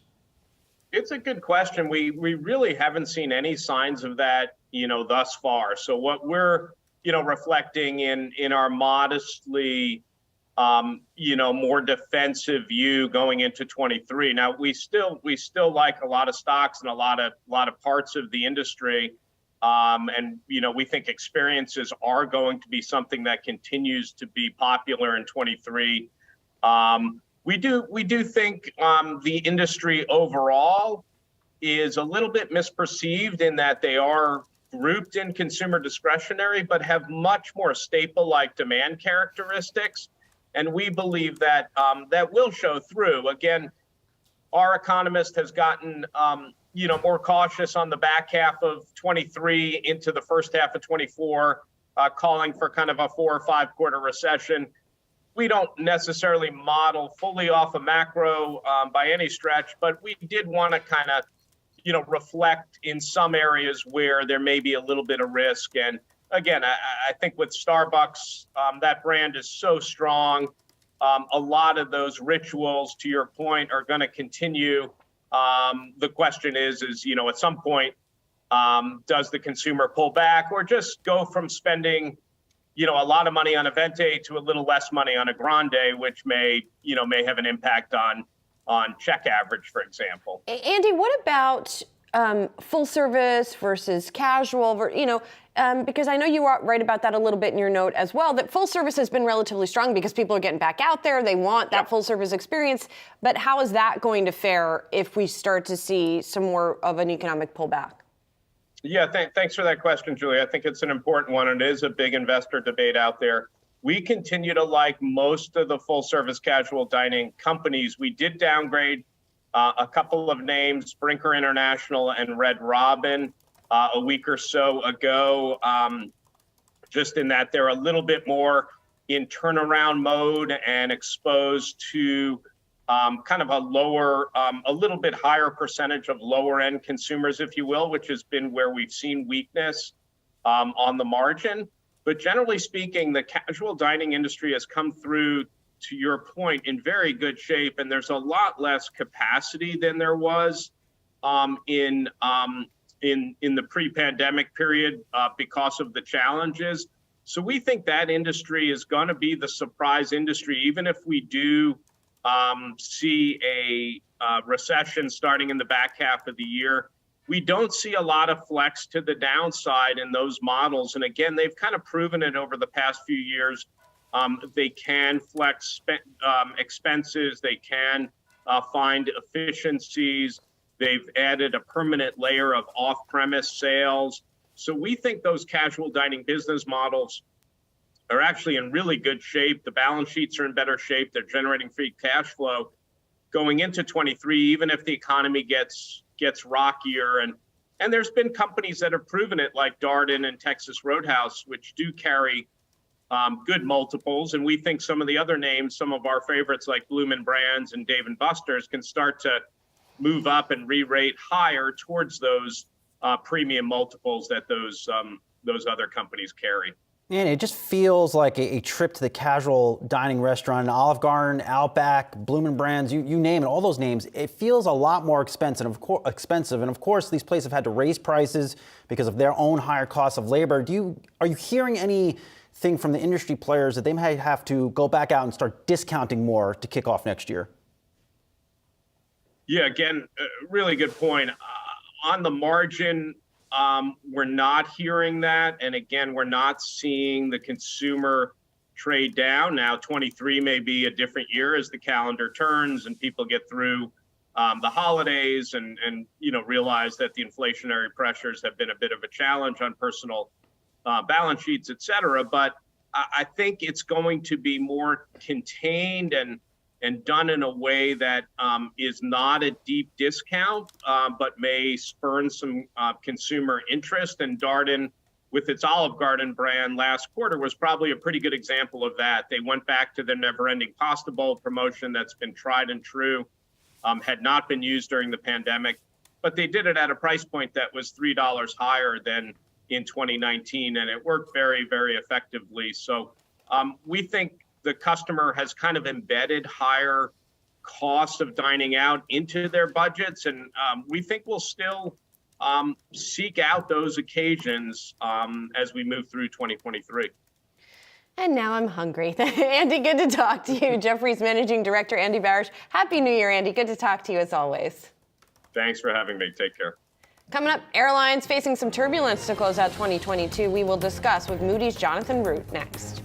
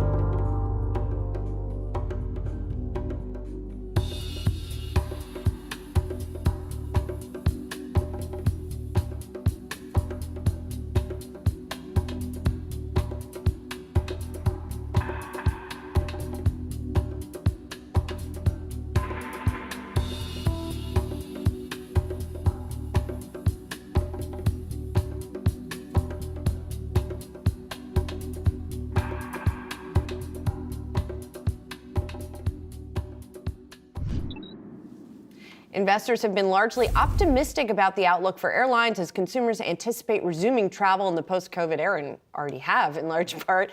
But could the looming threat of a recession and the destruction caused by Winter Storm Elliott and resulting flight disruptions cloud investor sentiment?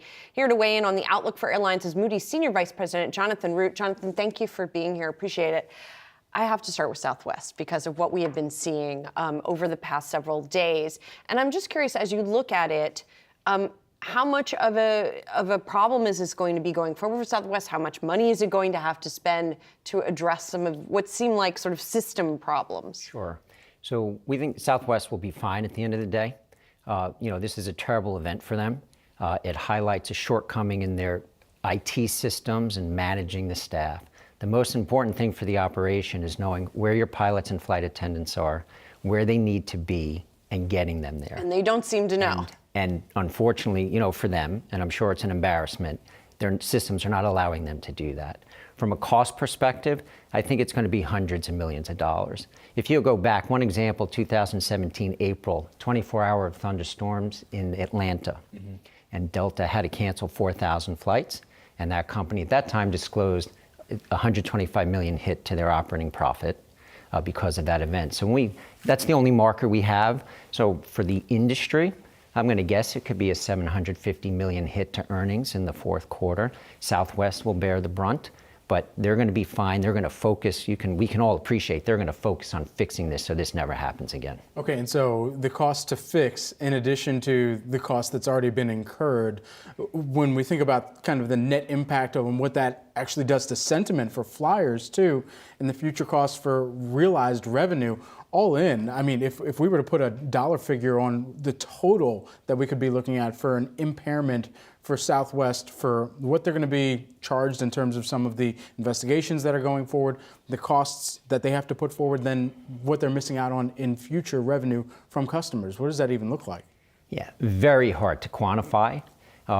Still feel the company will be fine, right? The brand has taken a punch, whether it's a kick in the shin or a gut punch. But the company, very confident they're going to recover. These companies, airlines, they know how to manage IT systems.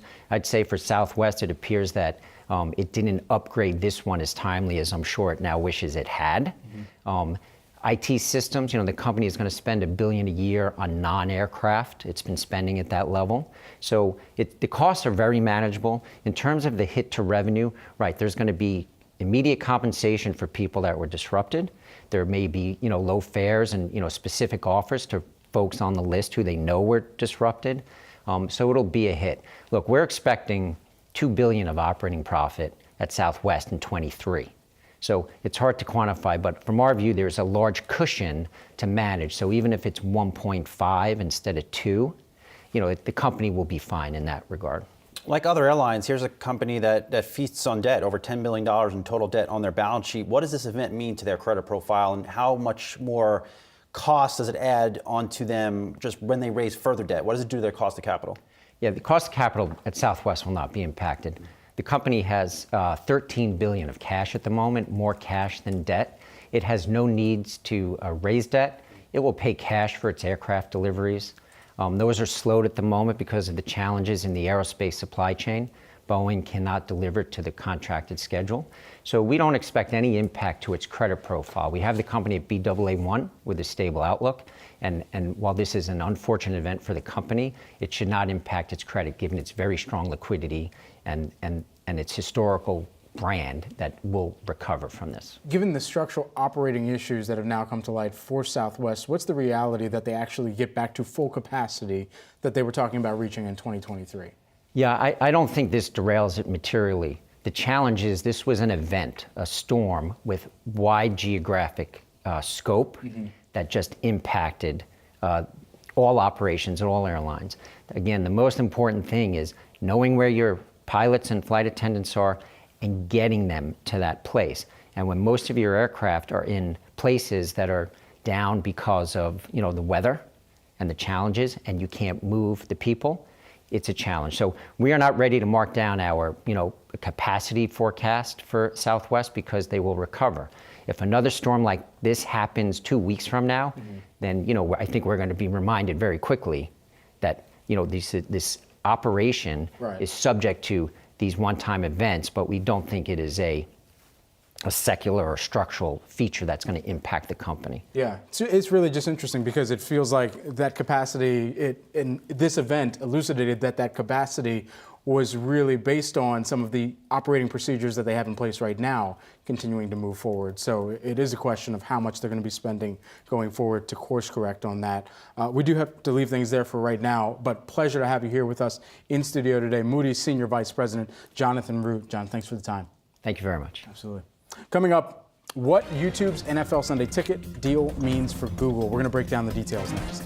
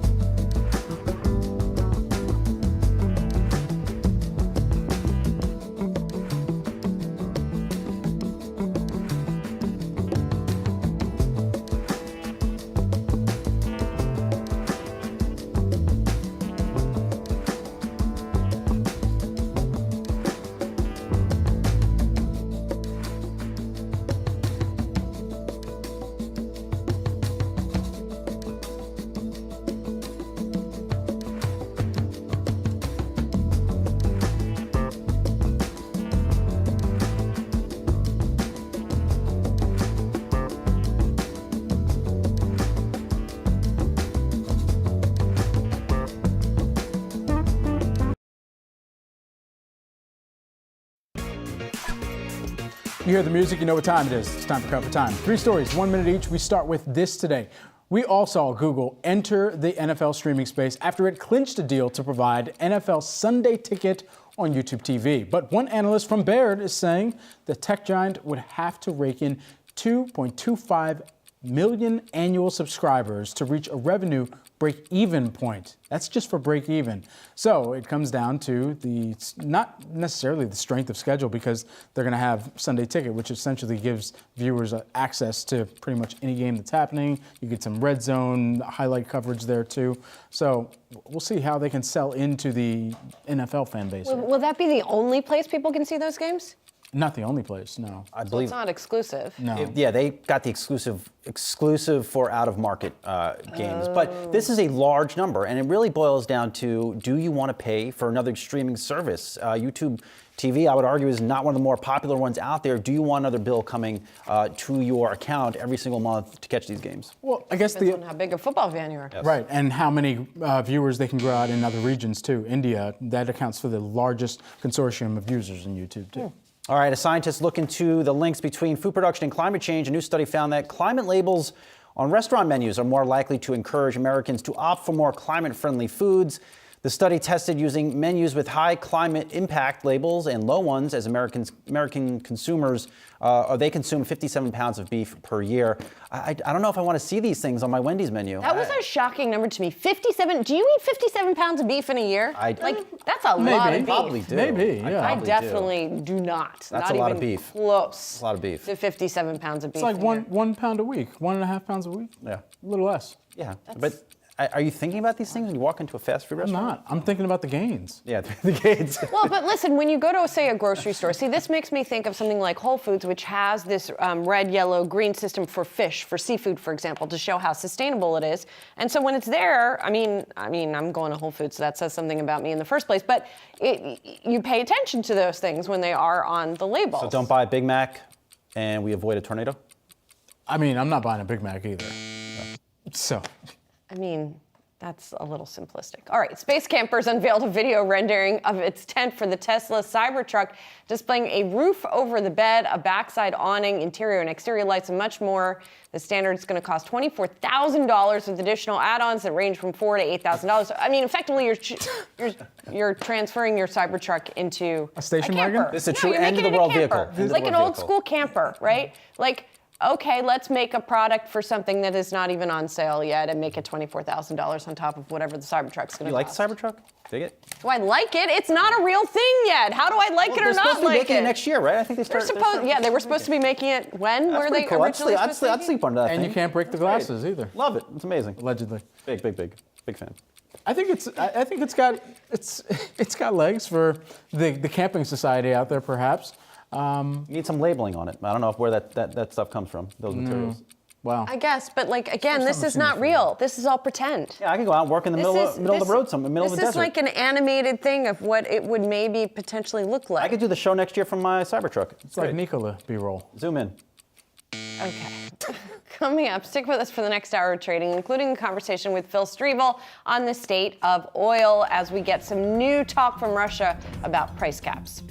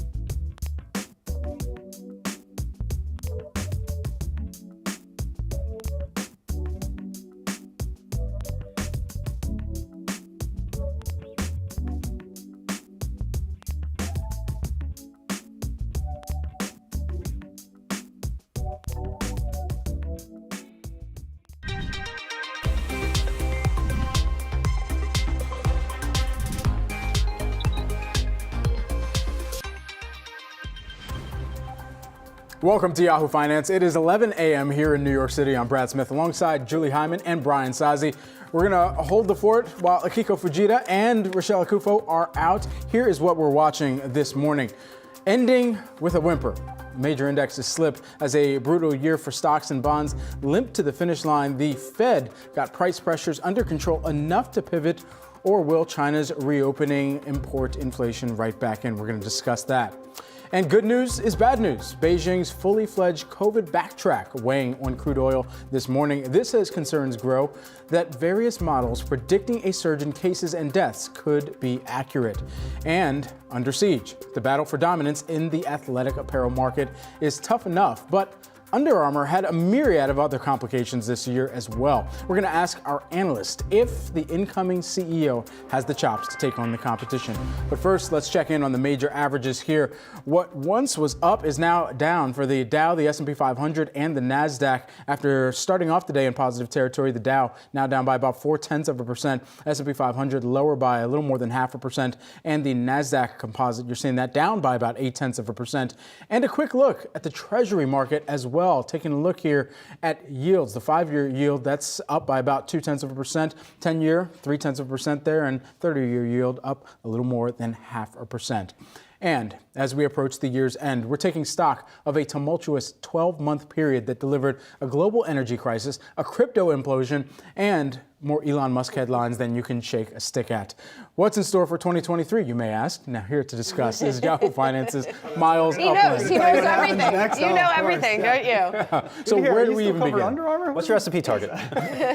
2 more days, I'll get you that. So we have seen some targets start to roll in. I mean, what's clearly on the docket as we get into, or at least have our sights set on 2023? I mean, something that I wrote about a couple weeks ago is that everybody's consensus forecast for next year is, well, first stocks go lower and then they eventually, I guess, go up to go flat, basically. And I know, Julie, you love talking about price targets. And I'm a lot more sympathetic to analysts than you are, just because, you know, everyone has a job. Their job is to make a prediction, tell their clients, here's what we think is going to happen, here are the reasons why. And you as the client are free to base your model on that, disagree, et cetera, to make a market. You know, the sell side is in the service industry. They're not actually in the prediction industry. They're just in the, here's our best guess at what we think can happen. And I feel like I've noticed last few years, everyone does the 3 scenarios, bull, base, bear. Yes. And no longer do you really have people saying, I think I know where stocks are going to be, you know, in 12 months' time. Listen, I'm not unsympathetic to people setting their targets. I get why they do it. I get that it's like part of the whole shtick, for lack of a better word. It's their job to do it. And it's fun for us to talk about their targets and whether they got it right or wrong. And yes, they do change it during the year. I understand the utility of it. But to your point, like, I think direction makes more sense and is more relevant to investors than like that specific finite number. Yeah. Destination and the path. Yes, something like that. To use Jay Powell's framework. Yeah, there you go. Like That's that, exactly something like that. And you, so when you're looking at your themes, investing matters, I guess, is the one that's most relevant to what we're talking about. What do you mean by that? Well, what I mean is investing is actually serious business. And the way that we go, let's go back to 2021. You have the whole meme trade, and it's basically a joke. It's like any idiot could do this. And honestly, from summer 2020 until October 2021, I guess November, we were, first starting to roll over in 2021. Kind of felt like that, right? I mean, you go from like Dave Portnoy picking stock tickers out of a basket, pretty much getting winners out of that. Everyone's getting rich in the stock market. Everyone's getting rich in crypto. We could talk about that in a second. And I think there was this sense coming out of a decade of the bull market, which was really driven by the West Coast, driven by VC thinking, driven by the top line size instead of the bottom line. And it said, all you need to do is find, we had multiple analysts on this show going back to 18, 19 who would say, well, all you need to really do is find the biggest TAM and pick someone who's going to grow into that TAM most aggressively, total addressable market. So find the biggest market, find the winner in the market, you can't go wrong. And I don't know, I'm looking at categories like food delivery, which is a pretty big market, and the winners in that market haven't exactly been winners for investors. And I think it's, it's a paradigm shift. It's cliche to say it, but it is very obviously a change in the investing environment, and one that moves from like everything's a joke, stocks only go up, to, well, I guess maybe this is a real business now. You're also watching the VC community, Miles, and they've really had a really terrible year. Do they have a comeback year next year, especially where they could do some shopping, just given where valuations have been just hammered this year?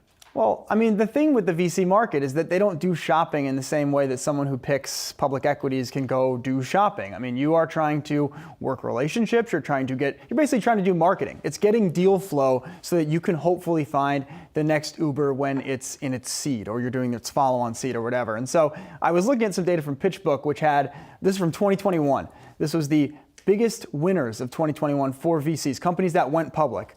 Names in here include our friends at Coinbase, Rivian, Roblox, Robinhood, UiPath, Coupang. These are stocks that haven't exactly hit it out of the park. And these were the big wins from the VC community going back to last year. Now, someone can, of course, come and tell me that, if you invest in Series A, it doesn't matter that the company, let's take Robinhood. Comes public, $40 billion valuation, $30 billion. Now it's 5, 10. The stock's at $8, $9. So that can be a winner if you invested when they were worth $500 million, sure. But the whole point of the business is we find the best companies, we bring them public, we change the paradigm. And yes, Robinhood has certainly changed. They have forced Fidelity to change how they think about their customers, which is, not nothing. But this stock chart doesn't exactly scream value creation for shareholders. And so, to your point, Saz, about going shopping, it's like, yeah, sure, you can go to Stanford's campus and go find a bunch of guys who want to start the next tech company. And maybe you end up with MongoDB or whatever, one of these big winners. But that's not really like going shopping. That's just working relationships and trying to find deal flow. It's not like going saying, oh, I love Under Armour and I think they're going to triple. Or, go to PayPal or whatever. To be clear, I'm not saying that. I'm just saying. And you're not saying it. I'm not saying it. All these companies, you go through Cathie Wood's list, right? Yes. All the stocks are down 90% this year. One of them is going to triple next year. So there's an opportunity there for someone, but that's not really the game that VCs are playing.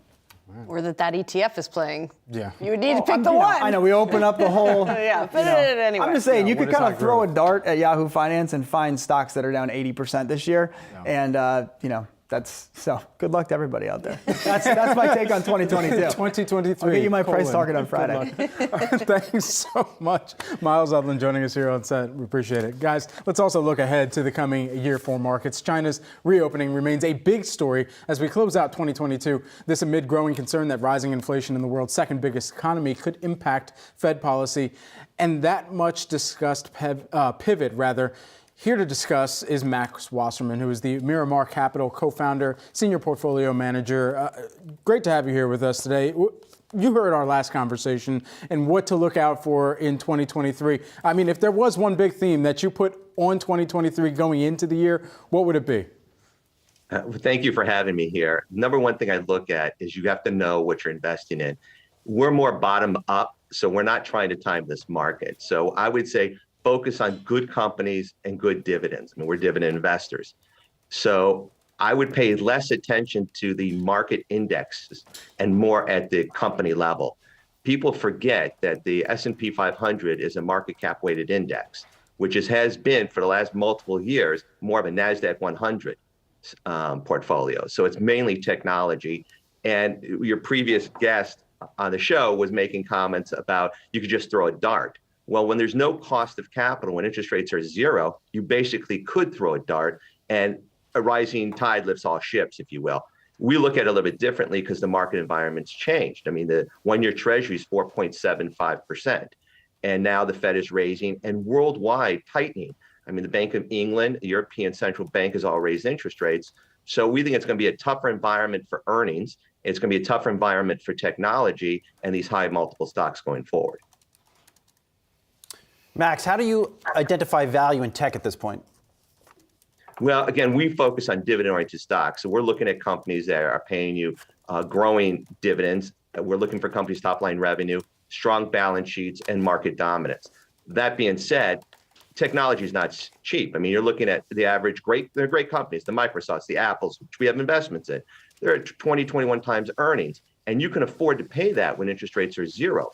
But as interest rates go up, those multiples contract, which is why we last year were telling our clients, underweight the large cap technology. You still can have exposure, but we saw a problem with the Nasdaq given rising interest rates. The multiples were way too high in this new environment.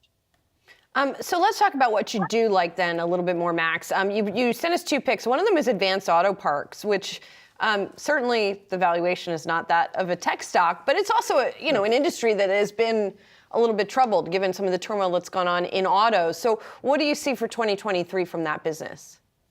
For that business, you're looking at a company that traded at 12 times earnings, paying you over 4% dividend. They ran into a little trouble this year with the fact that their inventory was low, their inflation issue as supplies because they were sourcing out of Taiwan. And the dollar basically had a great appreciation, which is killing them.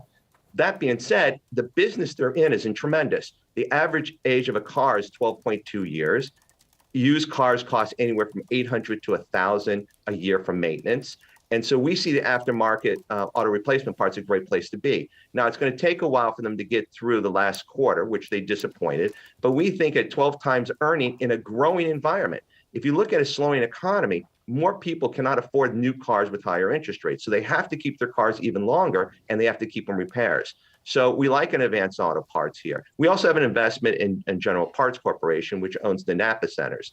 So, but with that part of the business, we still think are very strong and will be in a slowing economy. All right, we'll leave it there. Max Wasserman, Miramar Capital co-founder and senior portfolio manager. We'll talk to you soon. Thank you very much. Coming up, the gavel strikes. The Supreme Court overturning Roe v. Wade may have been the most historic legal development of the year, but there were many more beyond that. We take a look at the twists and turns from busy 12 months. That's up next.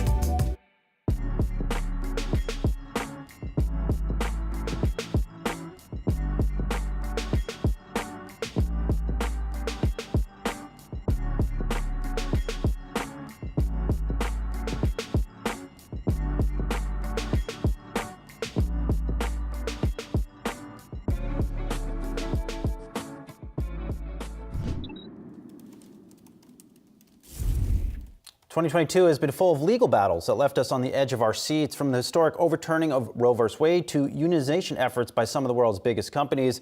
Yahoo Finance's Alexis Keenan takes us through the biggest developments from a very busy year. In one of the most consequential Supreme Court decisions in decades, the nation's high court handed down a ruling in June doing away with women's federal right to abortion. The loss of that right, long credited with broadening women's career options and earning potential, was quickly recognized by hundreds of major U.S. corporations, from JPMorgan Chase to Amazon to Tesla to Disney. They stepped up travel and time off benefits to allow workers in roughly half of U.S. states that now ban or restrict abortion to access care out of state. And when serial CEO Elon Musk wanted to back out of his contentious $44 billion acquisition of Twitter, a fast-tracked Delaware lawsuit filed by the social media company ultimately held Musk's feet to the fire. Instead of a judge deciding how the dispute would end, Musk made good on his promise and closed the deal. The newly private company is now, though, being asked by the FTC if layoffs that cut about half of the company's workforce will allow Twitter to keep its pre-Musk commitments to the agency to protect user privacy. 2022 also ushered in a new era for tech and retail workers, with employees from Amazon to Apple to Starbucks and even Home Depot campaigning for the right to collective bargaining. In April, Staten Island Amazon warehouse workers prevailed in their union campaign, while other workers fell short. In June, Maryland Apple Store workers became the first to win a union vote, followed by Oklahoma City workers in October. And Starbucks, which has faced the most union pressure, now has more than 250 unionized cafes. And in one of the business world's most closely watched criminal trials, Silicon Valley entrepreneur Elizabeth Holmes was convicted on 4 counts of criminal fraud and sentenced to 11 years and 3 months in federal prison. Holmes, who founded the blood testing biotech startup Theranos, it was once valued at $9 billion. She was found guilty in January of fleecing investors out of hundreds of millions of dollars. The company imploded when a Wall Street Journal expose showed that its fingerstick blood tests didn't work as promised. And for millions of student loan borrowers, a sigh of relief came in 2022 when President Biden announced an executive order canceling up to $20,000 in student loan debt for certain taxpayers. Though the measure quickly became ensnared in lawsuits subject to court-ordered halts. Challenges from 6 Republican state attorneys general said only Congress can forgive student debt, and borrowers also called the order illegal. In December, the Supreme Court agreed to take up the 2 challenges. Arguments in the cases are scheduled to take place in the first quarter this year. And also in another Supreme Court decision, the U.S. Environmental Protection Agency cannot force power plants that is, to adopt state-of-the-art technology or to require shifts from fossil fuels to sources such as solar and wind without an express mandate from Congress. The ruling, which came out in favor of 18 Republican-led states, is expected to frustrate a Biden administration initiative to decarbonize the U.S. electric grid by 2035. And the year concluded with the implosion of the world's second largest crypto empire, FTX, and the arrest of its founder and CEO, Sam Bankman-Fried. The platform plunged into bankruptcy in November, citing a $32 billion loss in valuation and an $8 billion deficit. Bankman-Fried now faces criminal fraud and other charges from the DOJ, the SEC, and the CFTC for allegedly lying to customers about the use of their crypto assets. Another startup fraudster saw his fate sealed as well this year. Nikola founder Trevor Milton faced a Manhattan jury in September that found he lied to investors about the capabilities of his hydrogen fuel hybrid semi-truck technology. Milton's jury returned a verdict on 3 counts of criminal fraud, finding that he lied about the electric truck startup for his own personal benefit. Coming up, the response. Russia reacts to the price cap on its crude, banning sales to nations to abide by it. This as fears over COVID in China weigh on prices. We'll ask an oil trader what he thinks next.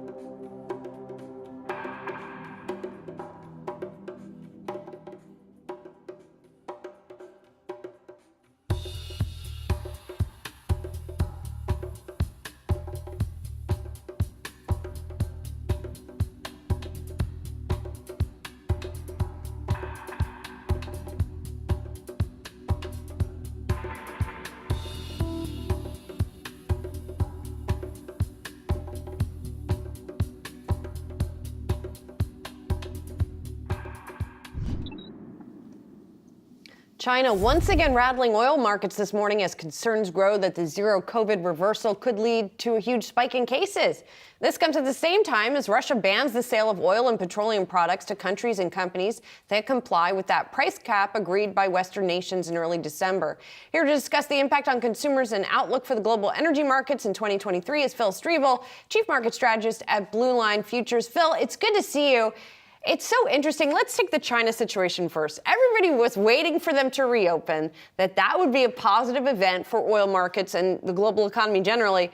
They're reopening, and yet it's not going quite how perhaps people would have hoped. What's the effect? What's the feedback for the oil markets here? You know, there's two sides of the story. So you get China reopening, so you get this small uptick, in the demand growth within China. However, the response, if you were to flip the channel and you look at other countries like Japan and countries throughout the world, they are actually limiting, and now they implement the restrictions where China relaxes the restrictions.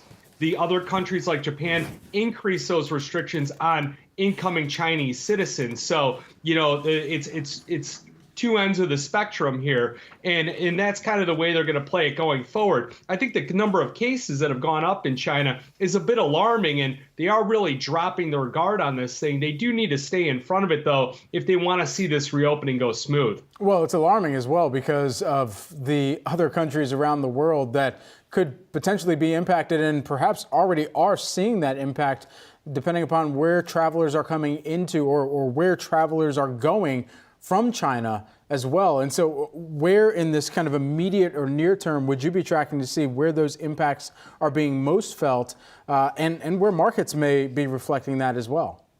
Yeah, we're starting to look at where those restrictions are being in place. Like I said, Japan was a major one of them. You see Australia and other countries are implementing them. But, when you go into the global energy outlook and everything else, I mean, we really have three main concerns, and the China reopening, is one of them. They are a big player in everything else in the energy demand, but also the recession risk, not only in the U.S. but globally. How deep is it going to get? And then it's those geopolitical risks. What you guys were mentioning as far as Russia banning the sale of oil to nations utilizing that Russian oil cap. Those are one of the geopolitical risks. So you've got the Russia-Ukraine conflict. You've also got U.S.-China. And then you've got a number of different wild cards out there, such as the weather. I mean, just last week, nobody was really traveling. We saw all these flights getting canceled. That's going to impact that supply-demand balance on the energies. And if you get more of a mild winter, like what we're supposed to get in this next week, you'll start to see heating oil prices, natural gas, those are going to start to build up. Prices are going to come back down. We've already got natural gas significantly lower today. You've got the other energies correcting. While crude oil and gasoline, those tend to get a bit of a boost when you get those mild type of winter effects.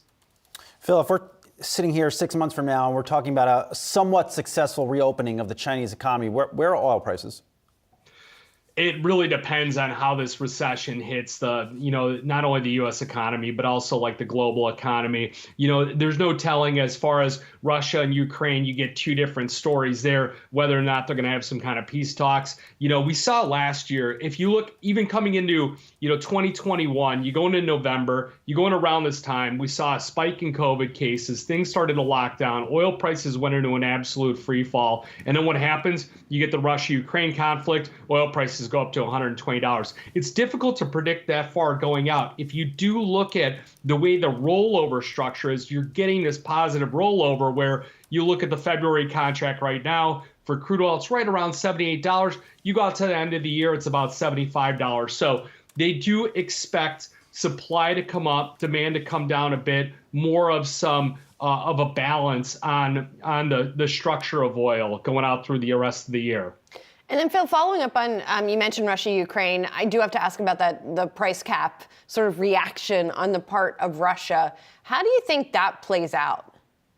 It's really tough if you see countries, because of the fact that Russia's not going to participate with them, none of the oil is going to flow that way. That could cause certain countries to have shortages on some of these products, and there's no telling what it could stem from if they're not seeing those those Russian oil caps go on, Russia retaliates, starts cutting off natural gas supplies to Europe. That could really cause another shockwave. I think that Europe and other countries did a great job stockpiling ahead of this winter. We are seeing a more of a mild winter, and we should see more mild conditions in the spring. So I think that energy prices are going to remain relatively tame. I do think, though, pushing on past that conflict, remember Russia is one part of OPEC plus. I think that OPEC growth, non-OPEC growth, is going to be very slight at best. I think that global supplies are going to remain tight, but it's really OPEC who's going to control the production side of things. And I think they're very comfortable with prices,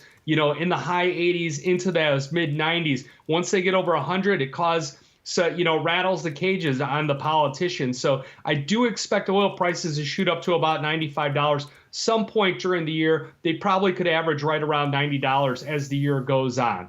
All right, we're going to be keeping close tabs of that. We know you will be as well. Blue Line Futures Chief Market Strategist Philip Strebel, thanks so much for joining us today. We appreciate it. Thank you. Coming up, staying put. Homeowners who refinanced during the pandemic batten down the hatches at the back end of this year as rates soared. This is the big freeze for the housing market going to be repeated in 2023? Big question. We're going to discuss that next.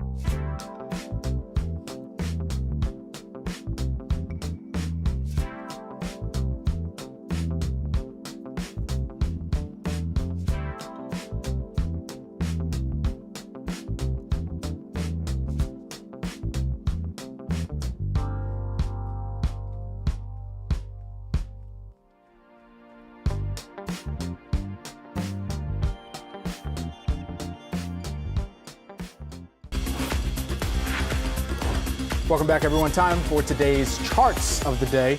We're taking a look at the wreckage higher rates have caused for the housing market. The Fed's 7 hikes this year have substantially impacted both mortgage applications, originations, and financing and refinancing. We have seen a gradual uptrend in the latter since the boom of 2003. In 2020 and 2021, low rates kept the party going. But that's all changed. This chart from the New York Fed telling us those who could benefit the most from refinancing, well, they've already done so. And the Washington Post putting it all into context with this chart. Older home buyers dominated the housing market this year, with the median age coming in at 53. So much for millennials getting on the housing ladder. And speaking of housing, U.S. pending home sales fell more than expected during the month of November, with contract signings declining in all 4 major U.S. regions, according to the latest data from the National Association of Realtors. The group noting that there are about 2 months of lag time between the mortgage rates and home sales. With mortgage rates falling throughout December, home buying activity should inevitably rebound in the coming months and help economic growth. Joining us now is Melissa Cohn, William Ravius, Mortgage Regional Vice President. Great to have you here with us today.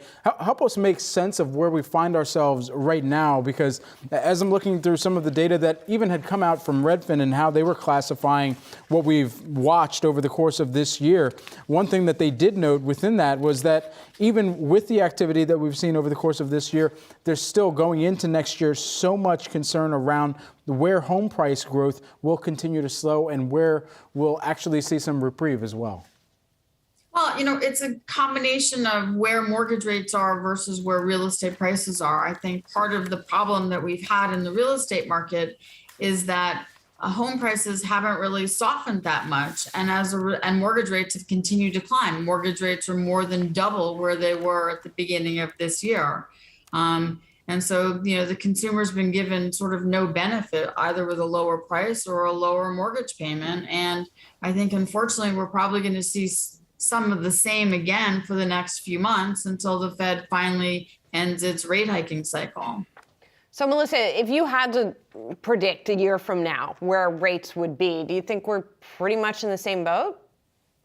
No, I actually believe that we're going to see interest rates coming down. I believe that the Fed and we've had 7 rate hikes so far. We're likely to have 2 more at the beginning of next year. And that is impacting the consumer, and that the rate of inflation will begin to moderate. We've also seen that credit card debt has gone up exponentially, meaning that the consumers are starting to run out of all the money that they saved during the pandemic. And that will start to slow the rate of inflation. And when inflation goes down, mortgage rates will go down. Melissa, and for those already in a home, what should they expect in terms of prices next year? I think that we would be in good shape that if real estate prices remained where they are and didn't really decline. I mean, there's certainly homes that have been overpriced prices will decline and bring them back to a more reasonable level. But sellers today can no longer expect to say, I would like to get this sort of funny money price for my house with the expectation that maybe they would get it. I think that expectations have to become more reasonable, and that hopefully we'll see a stabilization in the real estate market, which will hopefully then bring in more of our millennials and bring more affordability back to the real estate market. Within that real estate market, too, talk to us a little bit about some of the new homes, because that's where we've seen a significant shakeup in the number of people that are households that have been looking to just get into a new home to be constructed and when that will actually be delivered. There's been a total shake in the confidence there. Well, and part of the problem is that if you're buying a house that's not going to be ready for the next 10, 12, 18 months, and you can't lock into a mortgage rate, you can't really predict where you're going to be financially. So it's very hard to make that sort of commitment today in a new home, where if you buy a home that already exists, you at least know exactly what you're getting into and what to expect over the course of the next few years. Melissa, I've got a little anecdotal question for you. And this is actually based on something a cousin of mine who is a teacher and has been for 4 years was recently asking people on Facebook. She wants to buy a house, but it's hard to afford a house, especially on a teacher's salary right now. Given where we are with rates, what are you recommending for people? Should they wait until a year from now? Are there other things they can take advantage of even in this environment? What should they do? So first of all, I always say you don't look at the actual rate, but you look at what your monthly payment is. When you buy in today's slightly higher, or not slightly higher, a much higher rate environment, you're theoretically getting a better price on that property. When mortgage rates start to come down, real estate prices can start to go back up again. So that if you buy today, consider looking at an adjustable rate. Do whatever you can to sort of help save on your monthly payment for the next year or two. We have these temporary loan buy downs where you can buy your rate down by 2 or 3% for the first 2 or 3 years. that can help to make a home affordable today and be prepared to refinance when interest rates do come down. And, I'm not saying that this will be a year from now, but perhaps, anywhere from a year to 2 years from now, there should be a good opportunity to be able to refinance. Melissa, great to get your thoughts here in this tricky environment for a lot of people. Melissa Cohn, William Ravis Mortgage Regional Vice President. Appreciate it. Thank you. Well, from the U.S. housing market to what has been unfolding in China and its COVID policy, Bloomberg is now reporting that 50% of passengers on 2 flights landing in Milan from China today tested positive for COVID. 50% of those 2 flights. And this comes amid heightened concern over the growth in cases as Beijing unwinds its long-held zero COVID policy. A lot of nations now either implementing or considering implementing testing for inbound visitors from China. That's something we have been tracking. The surge in COVID-19 cases in China is likely to hit the nation's electric vehicle market as disrupted production and weakened demand weigh on the industry. This is according to a report cited by the South China Morning Post. Yahoo Finance's Pras Subramanian is here with the details. And then we know, Pras, that this is something that the industry there's been struggling with. We were just talking about it with regards to the oil industry and Phil Striebel. There was this desire that they open back up, but now the opening is sort of so abrupt and messy that it's causing its own set of problems. Yeah, I mean, the reopening is taking its bite now, right? So this South Morning Post citing a CICC, a state-owned China bank, the report on the EV scene there. 40% loss of sales in Q1 potentially. That would be 600. So they will lose 600,000 EV sales in Q1 because of the kind of rising infection rate affecting sales and production. That would be a 40% decline from Q4 actually. So not insignificant numbers there. So they'll probably deliver on 1.5 million EVs for the quarter in China. All the automakers there right now domestically. So still a good amount, but dramatically lower amount than Q4. We're starting to see it happen actually right now with Tesla reportedly extending their Christmas break by a day because of rising COVID rates. So that's not good. But however, the report does say that by Q2 2023, we should see some normalcy, more return to people on foot traffic coming to stores, more production. So that should actually be maybe a quarter bump potentially. But we had a guest on yesterday from the China Beige Book, and they talked about how they don't see it normalize until the second half of 2023. So potentially it could last even more than a quarter. Pras, what else are you looking for on Tesla? I mean, we've seen a stunning reversal here in the stock, at least today. Every day, there seems to be a new negative development from this company. Yeah, but bad week, bad month, bad quarter. Today, possibly snapping that, I guess, 7-day losing streak, not 7-game losing streak for Tesla. But like we said, it's hitting levels that people couldn't imagine, right? People talking about like a $100 price target or price level as the floor to watch. I mean, that's crazy, right? For the stock that's down so much. But, we're going to have Q4 delivery numbers coming out next week. Potentially the fundamental story hasn't changed that much for the company. They're ramping up in Austin, ramping up in Berlin. China they're going to shut down for a few days in January, but still doing pretty well. We talk about the IRA affecting this country, might boost sales here. So we'll see if they can actually sort of rebound here next year. But the big question is, can you take the spotlight off of Elon Musk and put it back on Tesla, the company, which seems to be okay, other than a few sort of demand issues here and there. Pras Subramanian, thanks so much. Coming up, underwater. It hasn't been the easiest 2022 for Under Armour as it faced down bloated inventories, legal challenges, and relentless competition. Will a new CEO boost online sales and those slumping shares? We'll discuss next.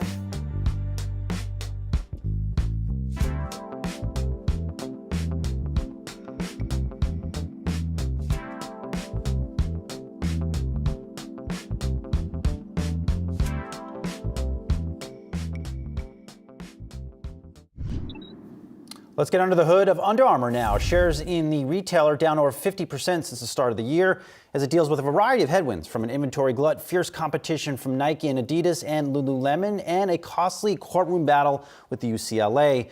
The bright spot for the coming year might well be incoming CEO Stephanie Leinartz, currently president over at Marriott, though athletic apparel is certainly fresh terrain for the new boss. Her focus is said to be boosting the group's digital offering. Joining us to discuss is David Swartz, equity analyst at Morningstar. David, good to see you here. What are the top 3 moves you want to see from Stephanie coming out of the gate here? I think there's a lot of focus on the digital strategy and on a loyalty program, getting more people to download Under Armour's apps and getting more connected to the consumer. I think there's also a focus on inventory levels in the supply chain, which has been a work in progress for Under Armour for the last few years. I think that's another high top priority. And then another one would really be the product and increasing distribution. Under Armour is strong in some areas. They're weaker in other areas like footwear. There is a lot of opportunity, I think, for Under Armour to increase its distribution to retailers like Foot Locker, which have lost some Nike product and that may present an opening for Under Armour's footwear. David, though, is CEO of Under Armour sort of for lack of a better word, a doomed position given the dominance of Kevin Plank, of course, the founder and chairman at the company? Is it really going to be a tough job for really anyone who would have stepped into that role? It is problematic, yes, because Kevin Plank is still the controlling shareholder. He's still very influential to the company. And the way that Patrick Frisk was dismissed earlier this year doesn't exactly bode well for an outsider CEO coming into Under Armour. But one of the benefits that the new CEO seems to have is that she worked with the Marriott family at Marriott. So she does have experience in working with a controlling family, and that could help at Under Armour. I don't think that she'll be able to change the strategy very much. Under Armour has really been in restructuring mode for about 5 or 6 years, and that's really not going to change that much under a new CEO.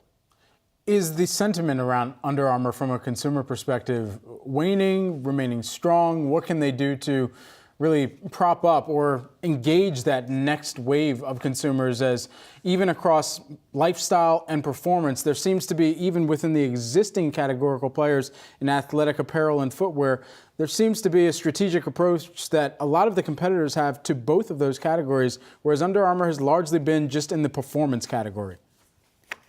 Yeah, that's true. So Under Armour for many years has resisted complaints from analysts and shareholders that it should really be getting more into athleisure and more casual sportswear. Now, for a long time, Under Armour resisted that and said that they would strictly focus on performance sportswear. Now, recently, however, they have suggested they're going to release more casual product, and that will be something for the new CEO to handle. But Under Armour does face a lot of competition there. There's so many strong athleisure companies like Lululemon and others that you mentioned, and they really have a better market position right now than Under Armour does. So it's going to be a long time, really, before Under Armour becomes a major player in that area. I think Under Armour does have a strong customer base among youth, high school athletes, college athletes. That's really the strength of the company, is the teenager and college age market. And David, from what I could tell, the only apparel line inside of Under Armour that seems to be selling well consistently is anything made by The Rock. And I think the argument could be made that they have not utilized his brand pretty much at all. The products are constantly out of stock. Does Stephanie need to reach out to him, and maybe they need to be doing more with someone like that? Under Armour has had trouble managing its inventory over the years. They've had trouble with their supply chain. So, yeah, there have been times when they've been sold out of things. Under Armour has a large wholesale operation, so they don't have necessarily great control over their product as much as Nike does, which has a much larger direct-to-consumer business, for example.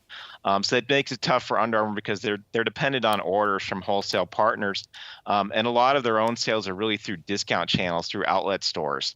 Under Armour does not have a lot of great full-price retail sales of its own. And that's one thing that Under Armour will need to work on. And, you know, it doesn't have the partnerships. You mentioned The Rock, but it doesn't have the partnerships that Nike and Adidas have, and that's one of its problems. Yeah, and so within that digital strategy that you would put in your top 3 things that they need to work on, or at least that the new CEO needs to prioritize, how do you really prop up that digital strategy or drive some of the demand digitally when you don't have those other things that your competitors do?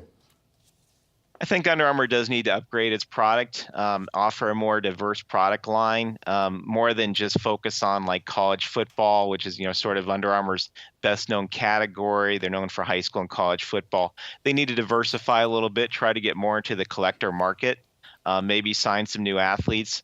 Under Armour's marketing strategy really has changed more than once over the last few years, so it's not really clear what it is all the time, and that's something that Under Armour really needs to nail down.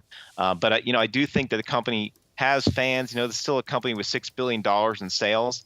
They have opportunities outside of the U.S., especially in China, which is expected to be the largest sportswear market, certainly the fastest growing one. And Under Armour really needs to improve its international focus too. It's not just the U.S. consumer.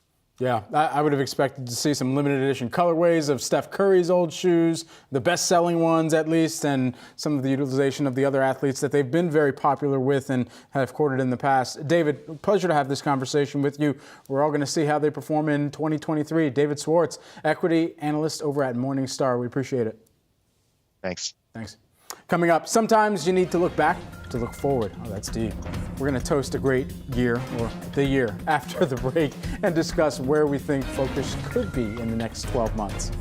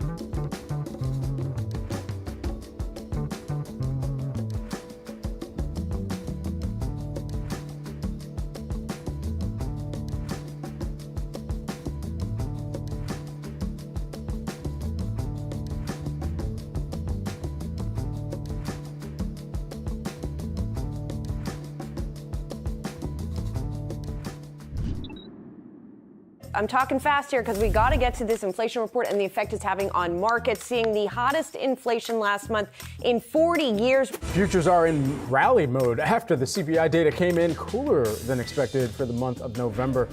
We've got some breaking news. A new report from CoinDesk says cryptocurrency exchange Binance is highly unlikely to go through with its proposed proposition of FTX. He borrowed my belt bag for this segment, which I was lucky enough to get, I don't know, quite a while ago. I will say it's a real honor to wear your vintage Lululemon belt bag, Julia. And you know what? I'm bringing out my aviators. Here are my suggestions because I have no friends at Gap. Brad, maybe you should leave set now Get out and of just here, go to the airport. I don't know.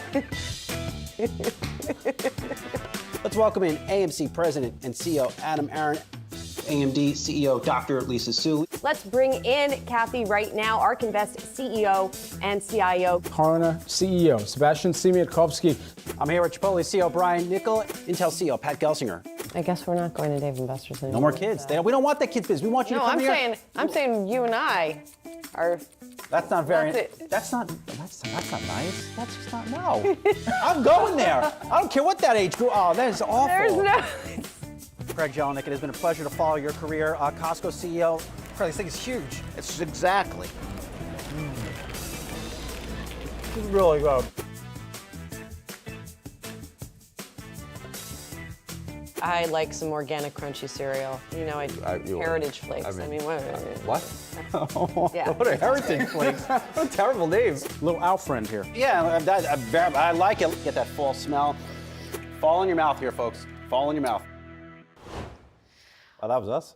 One takeaway as I watched that video, I'm reminded one of my rules, ladies and gentlemen and people who are watching. I don't eat on camera. A couple of those you weren't here. Hence we got the food on set. Won't eat on camera. That's just one of my own. Those were personal, off weeks. I don't make predictions, and I don't eat on camera. If you had to do one thing, would you do make a prediction first or eat a donut on camera? Oh, gotta go with the donut. I would eat a donut, yes. Yeah. I would eat a donut. There we go. Yes, exactly. Any hot predictions? Any hot takeaways from 2022? Yeah, we talked to a lot of executives here at Yahoo Finance. It's just cool to continue just to watch as we build our relationships with the likes of all these executives and what has been a very challenging year for the C-suite, for average Americans, and you name it. I would say my big prediction next year, I think you're going to see a rally in tech stocks. You would have to think it, especially some of these big cap tech names like a Salesforce, a Microsoft, all of these names that are rich with cash and that are still growing sales and profits and are likely to continue to do so even if we do get some form of recession next year. You have to think that some buyers start to emerge in these names. Yeah, one thing that we've seen over the course of at least the tail end of this year for sure in an accelerated fashion is the cost restructuring or cost cutting, and that really coming on the back half